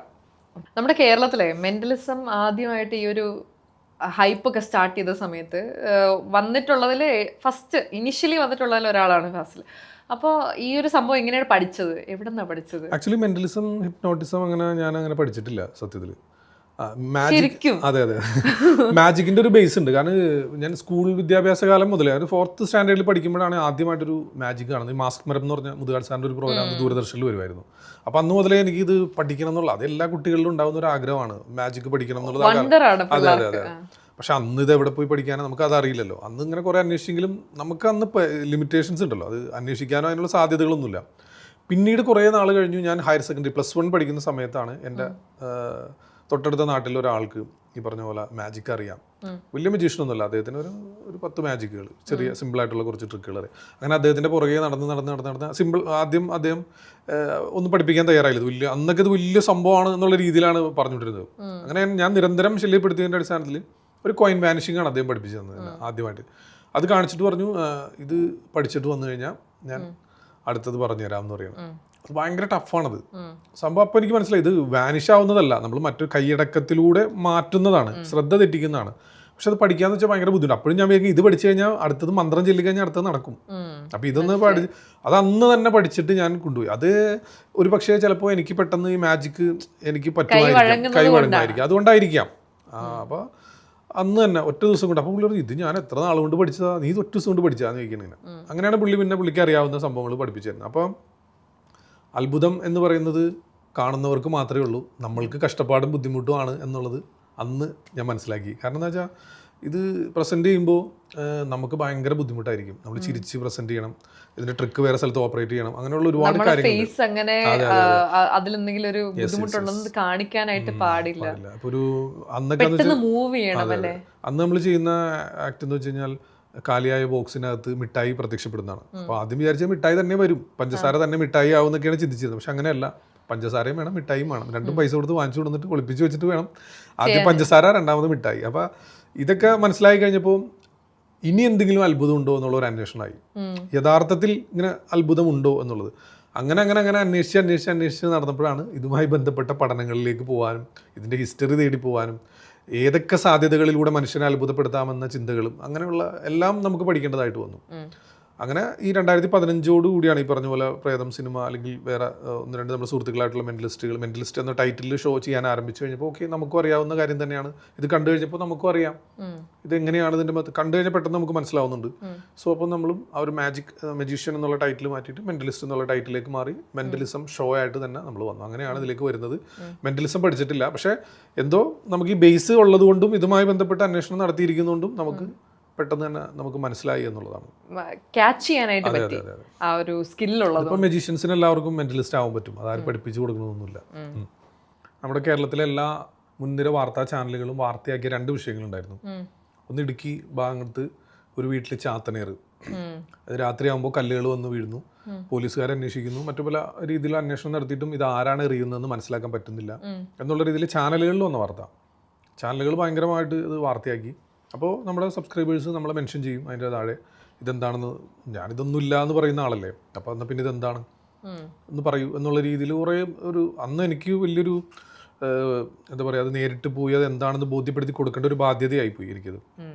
അതുപോലെ തന്നെ തിരുവനന്തപുരം ജില്ലയിലാണ് തോന്നുന്നു ഒരു ശവക്കല്ലറയിൽ നിന്ന് വേനൽക്കാലത്ത് വെള്ളം വരുന്നു. കല്ലറയിൽ നിന്നും മുകളിലേക്ക് വെള്ളം വരുന്നു. എന്നാൽ ആ ഭാഗത്തൊന്നും വെള്ളം കെട്ടിക്കിടക്കാനോ ഇതിനുള്ള സാധ്യതയൊന്നും ഇല്ലാത്തൊരു സ്ഥലം. അപ്പോൾ ശവക്കല്ലറയിൽ നിന്നും കണ്ണീര് പോലെ ജലം വരുന്നു എന്ന് പറഞ്ഞ തലക്കെട്ടോടു കൂടിയാണ് എല്ലാ മുൻനിര വാർത്താ ചാനലുകളിലും വാർത്തയായിട്ട് വന്നത്. അപ്പോൾ ഈ രണ്ട് സംഭവങ്ങളാണ് നമ്മൾ നേരിട്ടെന്ന് അവിടെ പോയി അവിടെ നിന്ന് അന്വേഷിച്ച് അതിൻ്റെ യാഥാർത്ഥ്യം അവിടെ ആളുകളെ ബോധ്യപ്പെടുത്തി പോകുന്നത്. അതിലും ആദ്യത്തെ ഈ ചാത്തനേർ എന്ന് പറയുന്ന സംഭവം കൃത്യമായിട്ട് എന്താ പറയുക, അത് മനുഷ്യൻ തന്നെയാണ് ചെയ്യുന്നത് എന്നുള്ളതിൻ്റെ ഫുൾ എവിഡൻസ് നമുക്ക് അവിടെ നിന്ന് കൊടുക്കാൻ സാധിച്ചു. കാരണം ചാനലുകാരെ സംബന്ധിച്ചിടത്തോളം അവർ പറയുന്നത് വാർത്തയാക്കുക, ഒരു ഇൻവെസ്റ്റിഗേഷൻ അവരുടെ ഭാഗത്തുനിന്ന് അല്ലെങ്കിൽ ആ പറഞ്ഞ കാര്യത്തിനെ ഒന്ന് ക്രിട്ടിസൈസ് ചെയ്ത് തിരിച്ചൊരു ചോദ്യം ചോദിക്കാനോ അങ്ങനെയുള്ള കാര്യങ്ങളൊന്നും അവരില്ല. അവർ പറഞ്ഞത് വാർത്തയാക്കുക മാത്രമാണ് അവർ ചെയ്തത്. അപ്പോൾ കേൾക്കുന്ന ആൾ, അതായത് വാർത്ത കാണുന്ന ആളുകളുടെ ഭാവനയിൽ എന്താണ് സംഭവിച്ചത്, കാരണം കല്ലുകൾ ഇങ്ങനെ കിടക്കുന്നു വീടിൻ്റെ മുകളിൽ, അത് ഇവിടെ നിന്ന് ഇങ്ങനെ പറന്നു വരുന്നത് കണ്ടു എന്നൊക്കെയാണ് അവർ പറയുന്നത്. എന്നാൽ അതിന് തിരിച്ച് കുറച്ച് ക്വസ്റ്റ്യൻ ചോദിച്ചാൽ തന്നെ അത് അവിടെ പൊളിയുമായിരുന്നു. അപ്പോൾ ഞാൻ ചെന്ന് കഴിഞ്ഞപ്പോൾ ഞാൻ ഡീറ്റെയിൽ ആയിട്ട് ഞാൻ അവരോട് ചോദിച്ചു. അപ്പോൾ കണ്ടു എന്ന് പറയുന്ന ആളുകൾ നിൽക്കുന്ന പൊസിഷനും ഇത് വന്ന് വീണിരിക്കുന്ന സ്ഥലവും തമ്മിലുള്ള ഡിസ്റ്റൻസ് ഭയങ്കരമാണ്. അവരുടെ വീട് കുറച്ച് മുകളിലാണ്. അപ്പോൾ അവരോട് ഞാൻ ചോദിച്ചു, നിങ്ങൾ എങ്ങനെയാണ് കണ്ടത്? അപ്പോൾ ഈ കല്ല് അവിടെ നിന്ന് പൊങ്ങി ആ ഇതിൻ്റെ മുകളിൽ പോയി വീണ കണ്ടു എന്ന് പറഞ്ഞു. ഉറപ്പാണോ? ഓക്കെ. ഞാൻ ആ സ്ഥലത്ത് പോയിട്ട് ഒരു കല്ല് അവിടെ വെച്ചിട്ട് നമ്മൾക്ക് കാണാൻ പറ്റുന്നില്ല കല്ല് അവിടെ നിന്ന്. ഇവർ പറഞ്ഞ സ്ഥലത്ത് നിന്ന് ഇങ്ങോട്ടേക്ക് പോകുന്നത് നമ്മൾക്ക് കാണാൻ പറ്റുന്നില്ല. ഞാൻ ചോദിച്ചു, കാണണമല്ലോ, അതൊന്ന്. അപ്പോൾ ഞാൻ അവരുടെ അടുത്ത് ചോദിച്ചു, അപ്പോൾ എവിടെ നിന്നാണ്? അപ്പോൾ അവിടെ നിന്ന് തന്നെയാണ്. അപ്പോൾ ഓക്കെ, ഇപ്പോൾ കാണുന്നുണ്ടോ ആ കല്ല്? ഇല്ല. ആ മുകളിൽ കിടന്ന കല്ല് തന്നെ ഞങ്ങൾ എടുത്തിട്ട് അവിടെ വെച്ചിട്ട് ഞങ്ങൾ തന്നെ അവിടെ നിന്ന് എറിഞ്ഞു നോക്കി, കാണുന്നുണ്ടോ? ഇല്ല. പിന്നെ രണ്ടാമത്തെ ഒരു കാര്യം എന്ന് വെച്ച് കഴിഞ്ഞാൽ ഞാൻ ചോദിച്ചു, ഓക്കെ നിങ്ങൾ കണ്ടു എന്നാണ് പറഞ്ഞത്, അപ്പോൾ വന്ന് വീണിട്ട് ശബ്ദം കേട്ടിട്ടാണോ നിങ്ങൾ നോക്കുന്നത്? അതല്ല വരുന്നത് കണ്ടോ? അപ്പോൾ അവർ പറഞ്ഞു വരുന്നത് കണ്ടു എന്ന് പറഞ്ഞാൽ. വരുന്നത് എങ്ങനെ? കല്ല് ഒച്ച വിളിച്ചിട്ടാണോ വരുന്നത്? കല്ല് വന്ന് വീഴുമ്പോഴല്ലേ ശബ്ദം കേൾക്കുള്ളൂ. അങ്ങനെയുള്ള കുറേ കാര്യങ്ങൾ ഇവർ സംസാരത്തിൽ നിന്ന് പൊളിഞ്ഞു. പക്ഷെ പിന്നീട് അത് നമുക്ക് മനസ്സിലായി വേറൊരു ഉദ്ദേശം വെച്ചിട്ട് അങ്ങനെ ഒരു വാർത്ത ക്രിയേറ്റ് ചെയ്തതായിരുന്നു അത്. പിന്നെ അത് നമുക്കിപ്പോൾ എന്തായാലും ഇവിടെ പറയാൻ പറ്റില്ല, അതിന് കുറച്ച് നിയമ തടസ്സങ്ങൾ ഇത് പ്രശ്നങ്ങളൊക്കെ ഉള്ളതുകൊണ്ട്. പക്ഷെ അത് അന്ന് കൃത്യമായിട്ട് അവിടെയുള്ള ആളുകളെ എല്ലാവരെയും അത് ബോധ്യപ്പെടുത്തി അത് മനുഷ്യൻ തന്നെ ചെയ്തതായിരുന്നു, അത് ഫേക്ക് വാർത്തയായിരുന്നു എന്നുള്ളത് ബോധ്യപ്പെടുത്തിയിട്ടാണ് അവിടെ പോകുന്നത്. പക്ഷെ അതിനെതിരെയും എനിക്ക് കുറേ വിഷയങ്ങളും എനിക്കെതിരെ കേസുകളും കാര്യങ്ങളൊക്കെ വന്നിരുന്നു. പക്ഷെ എന്നാലും നമ്മളത് കൃത്യമായിട്ട് തെളിവ് സഹിതമാണ് കൊടുത്തത്. ആരെയും നമ്മൾ ബുദ്ധിമുട്ടിക്കാനോ ഒന്നും നിന്നിട്ടുണ്ടായില്ല. രണ്ടാമത്തത് ശവക്കല്ലറയിൽ നിന്ന് വെള്ളം വരുന്നത്, അത് ഒരു പ്രൈവറ്റ് പ്രോപ്പർട്ടിയുടെ അകത്തുള്ള ഒരു കല്ലറയായിരുന്നു അത്. അതുകൊണ്ട് നമ്മൾ ചെന്ന് കഴിഞ്ഞപ്പോൾ അവർ സഹകരിച്ചു. അല്ലെങ്കിൽ പിന്നെ പേര് നോക്കിയിട്ടും മതം നോക്കിയിട്ടും ഒക്കെ വലിയ വിഷയമാവും. നമ്മൾ പോയി അത് അന്വേഷിക്കുക, അവിടെ പോയി പരിശോധിക്കുക എന്നൊക്കെ പറഞ്ഞ വലിയ പ്രശ്നം. പക്ഷെ അവർ സപ്പോർട്ട് ചെയ്തത് കൊണ്ടാണ് അവർക്കും അറിയണമെന്ന് ആഗ്രഹമുണ്ട് ഇതെങ്ങനെ. കാരണം നല്ല വേനലാണ്, എങ്ങനെ വെള്ളം വരുന്നു. അപ്പോൾ അത് ഞാൻ പറഞ്ഞാൽ എത്രത്തോളം മനസ്സിലാവുമെന്ന് അറിയില്ല. കാരണം നമ്മൾ സാധാരണ അടക്കം ചെയ്യുന്നത് 6 അടിയിൽ താഴെയാണല്ലോ, അവിടെയാണ് അടക്കം ചെയ്തിരിക്കുന്നത്. പക്ഷെ അതിന്റെ മുകൾ ഭാഗത്ത് ഭൂമിയുടെ ലെവലിൽ അവരിങ്ങനെ സ്ലാബ് കോൺക്രീറ്റ് ചെയ്തിട്ടുണ്ട്. എന്നിട്ട് അതിന്റെ മുകളിൽ വെറുതെ ഒരു ഗ്രാനൈറ്റിന്റെ പീസുകൾ വെച്ചിട്ട് ഒരു ബോക്സ് പോലെ ഇങ്ങനെ ഉണ്ടാക്കിയിരിക്കുകയാണ്. മനസ്സിലായോ? അപ്പോൾ ഇതിന്റെ അകത്തല്ല, 6 അടി താഴെയാണ്, അതിന്റെ മുകളിൽ സ്ലാബ് വെച്ച് വാർത്തിട്ട് അതിന്റെ മുകളിൽ ഗ്രാനൈറ്റിന്റെ പീസ് വെച്ച് ഒരു ബോക്സ് പോലെ ഇങ്ങനെ ഉണ്ടാക്കിയിരിക്കുന്നു. അപ്പോൾ ഇതിനു മുൻപ് മഴ പെയ്ത സമയത്ത് ഈ ഗ്രാനൈറ്റിന്റെ മുകളിൽ വീണ വെള്ളം ഗ്രാനൈറ്റിന്റെ സൈഡ് ഭാഗം ഉരുണ്ടിരിക്കുകയാണ്. അതിന്റെ ഇടയിലൂടെ വന്നിട്ട് ഇത് ഒട്ടിച്ചിരിക്കുന്ന കറക്റ്റ് അല്ല, ചെറിയ വിടവുണ്ട് അതിൻ്റെ ഇടയിൽ, അതിലൂടെ ഇതിന്റെ ഉള്ളിൽ വന്ന് കെട്ടിക്കിടക്കുന്നുണ്ട് വെള്ളം.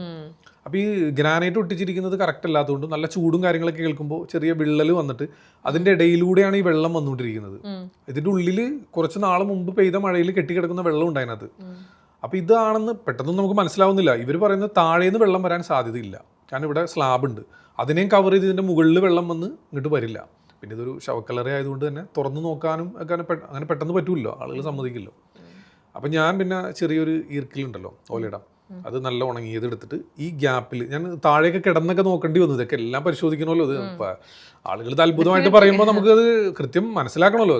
നമ്മൾ അന്വേഷിക്കാൻ ഇറങ്ങിയാലാണ് അതിൻ്റെ യാഥാർത്ഥ്യം മനസ്സിലാവുള്ളൂ. അതല്ലാതെ ഇവിടെ വെറുതെ ഇരുന്നിട്ട് കഥ പറഞ്ഞിട്ട് കാര്യമില്ല. അങ്ങനെ ഞാൻ അതിൻ്റെ ഇടയിൽ ഒരു ഈർക്കിൽ വെച്ചിട്ട് മുകളിൽ വലിയൊരു ബക്കറ്റിൽ വെള്ളം ഒഴിച്ചുകൊണ്ടിരുന്നു.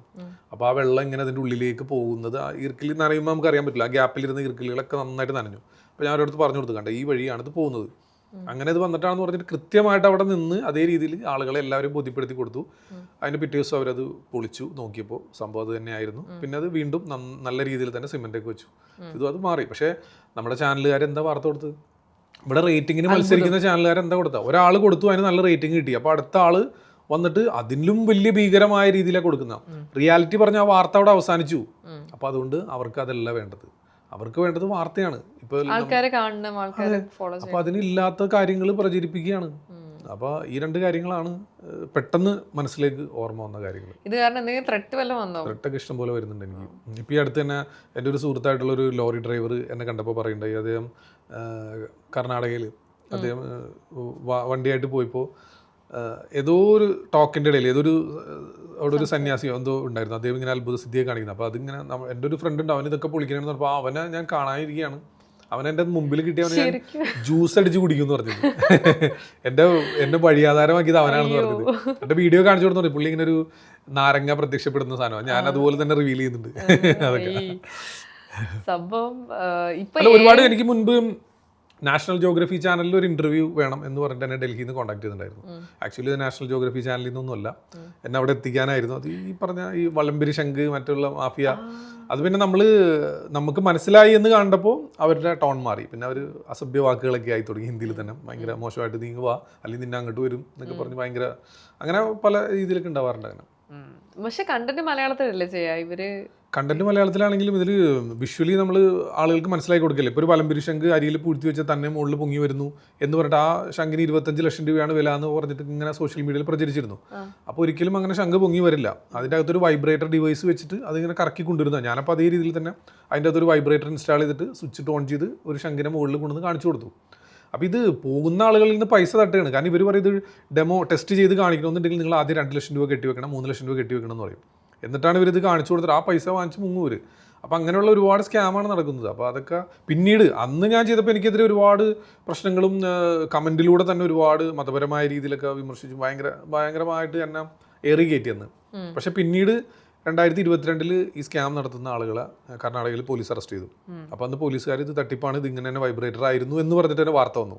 മാത്രമല്ല ഒരു ഒഴുക്കിനെതിരെ നീന്തുന്ന ഒരു സ്പൈറൽ ഷേപ്പിലുള്ള ഗരുഡ സഞ്ജീവിനി എന്ന് പറഞ്ഞ പേര്, അതും ഞാൻ റിവീൽ ചെയ്തിരുന്നു, നൂല് വെച്ച് വലിക്കുന്നതാണെന്നൊക്കെ പറഞ്ഞിട്ട്. ഈ സെയിം സാധനം ഷൂട്ട് ചെയ്ത് സോഷ്യൽ മീഡിയയിൽ ഇട്ട് പ്രചരിപ്പിച്ച ആളുകളെ അറസ്റ്റ് ചെയ്തു.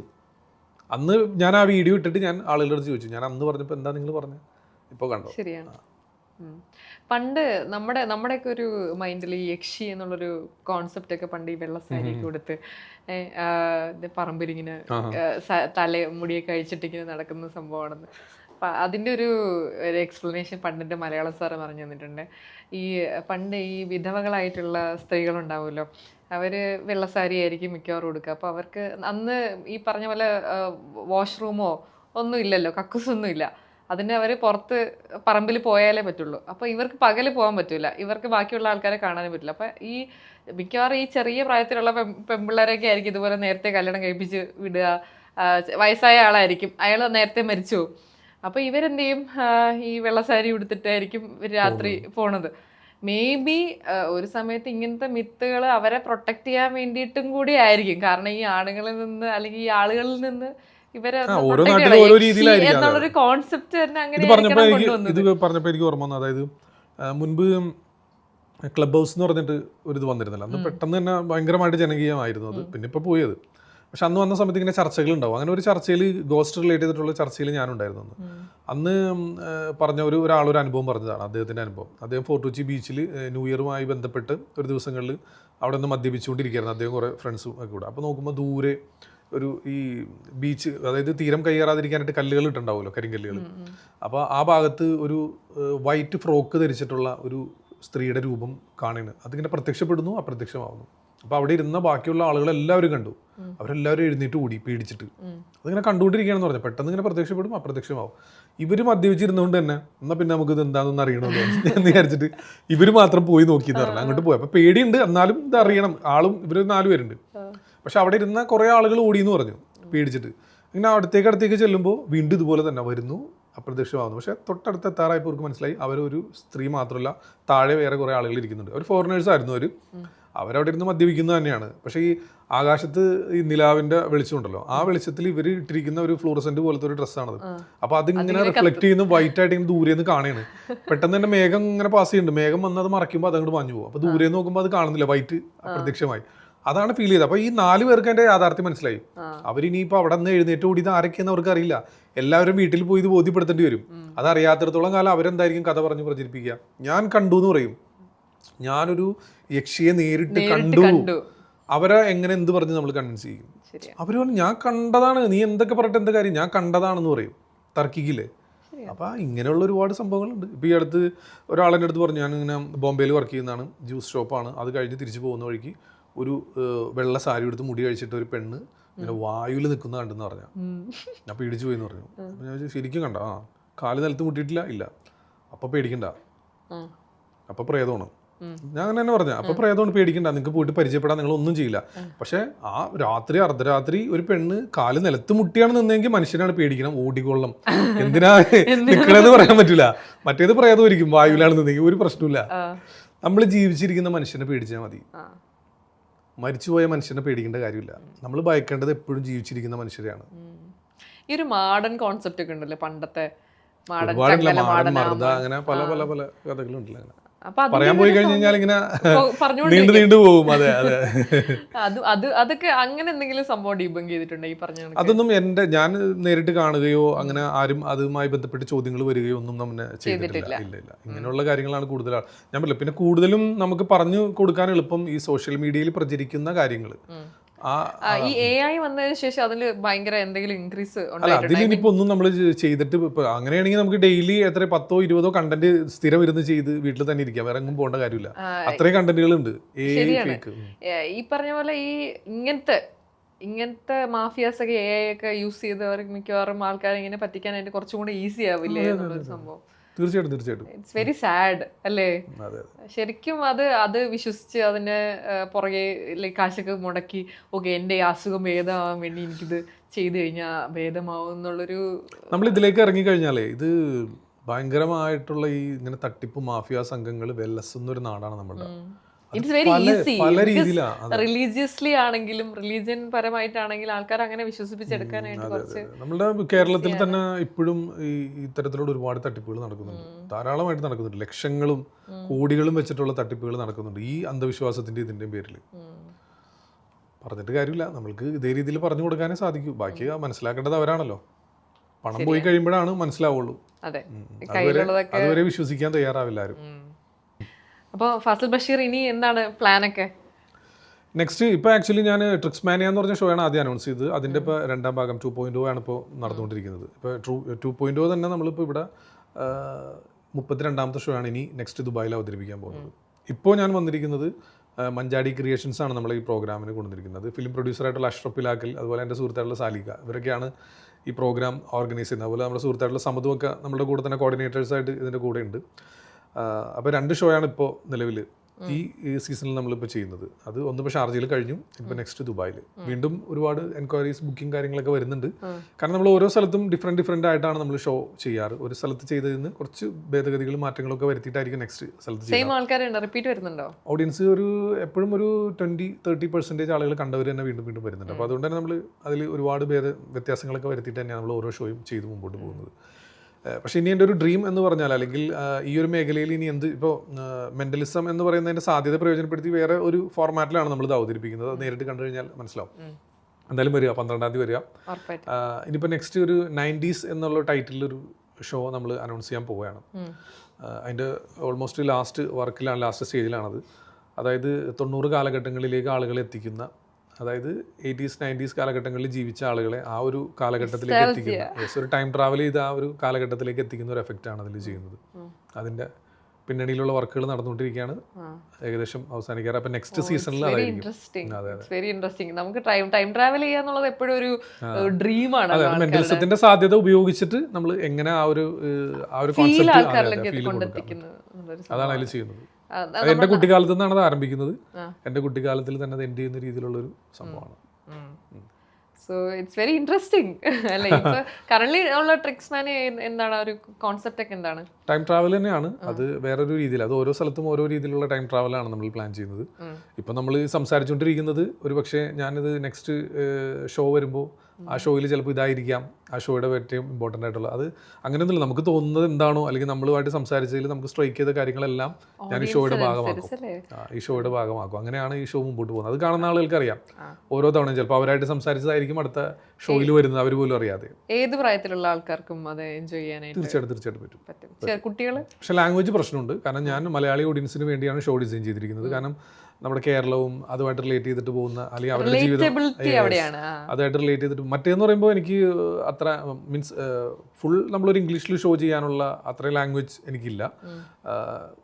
കുറച്ച് ഇംഗ്ലീഷ് കുറച്ച് മലയാളം മിക്സ് ചെയ്തിട്ട്. പക്ഷെ എന്നാലും നമ്മൾ മലയാളീസിന് വേണ്ടിയാണ് ഈ ഒരു ഷോ ഡിസൈൻ ചെയ്തിരിക്കുന്നത്. പ്രത്യേകിച്ച് ഒരു അവയർനെസ് ആയതുകൊണ്ട് തന്നെ എൻ്റെ നാട്ടുകാർ നമ്മുടെ നാടിനെ ചെയ്തിട്ട് മറ്റുള്ളവർക്ക് പോയാൽ മതിയല്ലോ എന്ന് വിചാരിച്ചിട്ടാണ്. അപ്പോൾ അവരിലേക്ക് മൊത്തം എത്തിയിട്ടില്ല. അപ്പോൾ തീർച്ചയായിട്ടും ഒരു അവയർനെസ് ആദ്യം വേണ്ടത് നമ്മളുടെ ആളുകൾക്കാണല്ലോ. അപ്പോൾ അവർക്ക് വേണ്ടിയുള്ളൊരു ഷോ ആണത്. 90s ആണെങ്കിലും അവരുടെ ഓർമ്മകളും ആ കാര്യങ്ങളിലേക്കും കൊണ്ടുപോകുന്ന ഒരു ഷോ ആണ്. അപ്പോൾ ഭാഷ ഒരു പ്രശ്നമാണ്. അതിൽ കൂടുതലും മലയാളികൾക്കായിരിക്കും ഇത് മനസ്സിലാവും. പക്ഷേ കഴിഞ്ഞ ഷോയിൽ നേപ്പാളീസ് ഒക്കെ ഉണ്ടായിരുന്നല്ലേ, ഒരുപാട് അവർക്കൊക്കെ കൃത്യമായിട്ട് മനസ്സിലായി എന്ന് പറഞ്ഞു. കാരണം കുറച്ച് നമ്മൾ ഇംഗ്ലീഷും മിക്സ് ചെയ്തിട്ടൊക്കെയാണ് അവതരിപ്പിച്ചത്. പക്ഷെ അവർക്കും കാര്യം ഓക്കെ ആയി. അത് അടിപൊളി.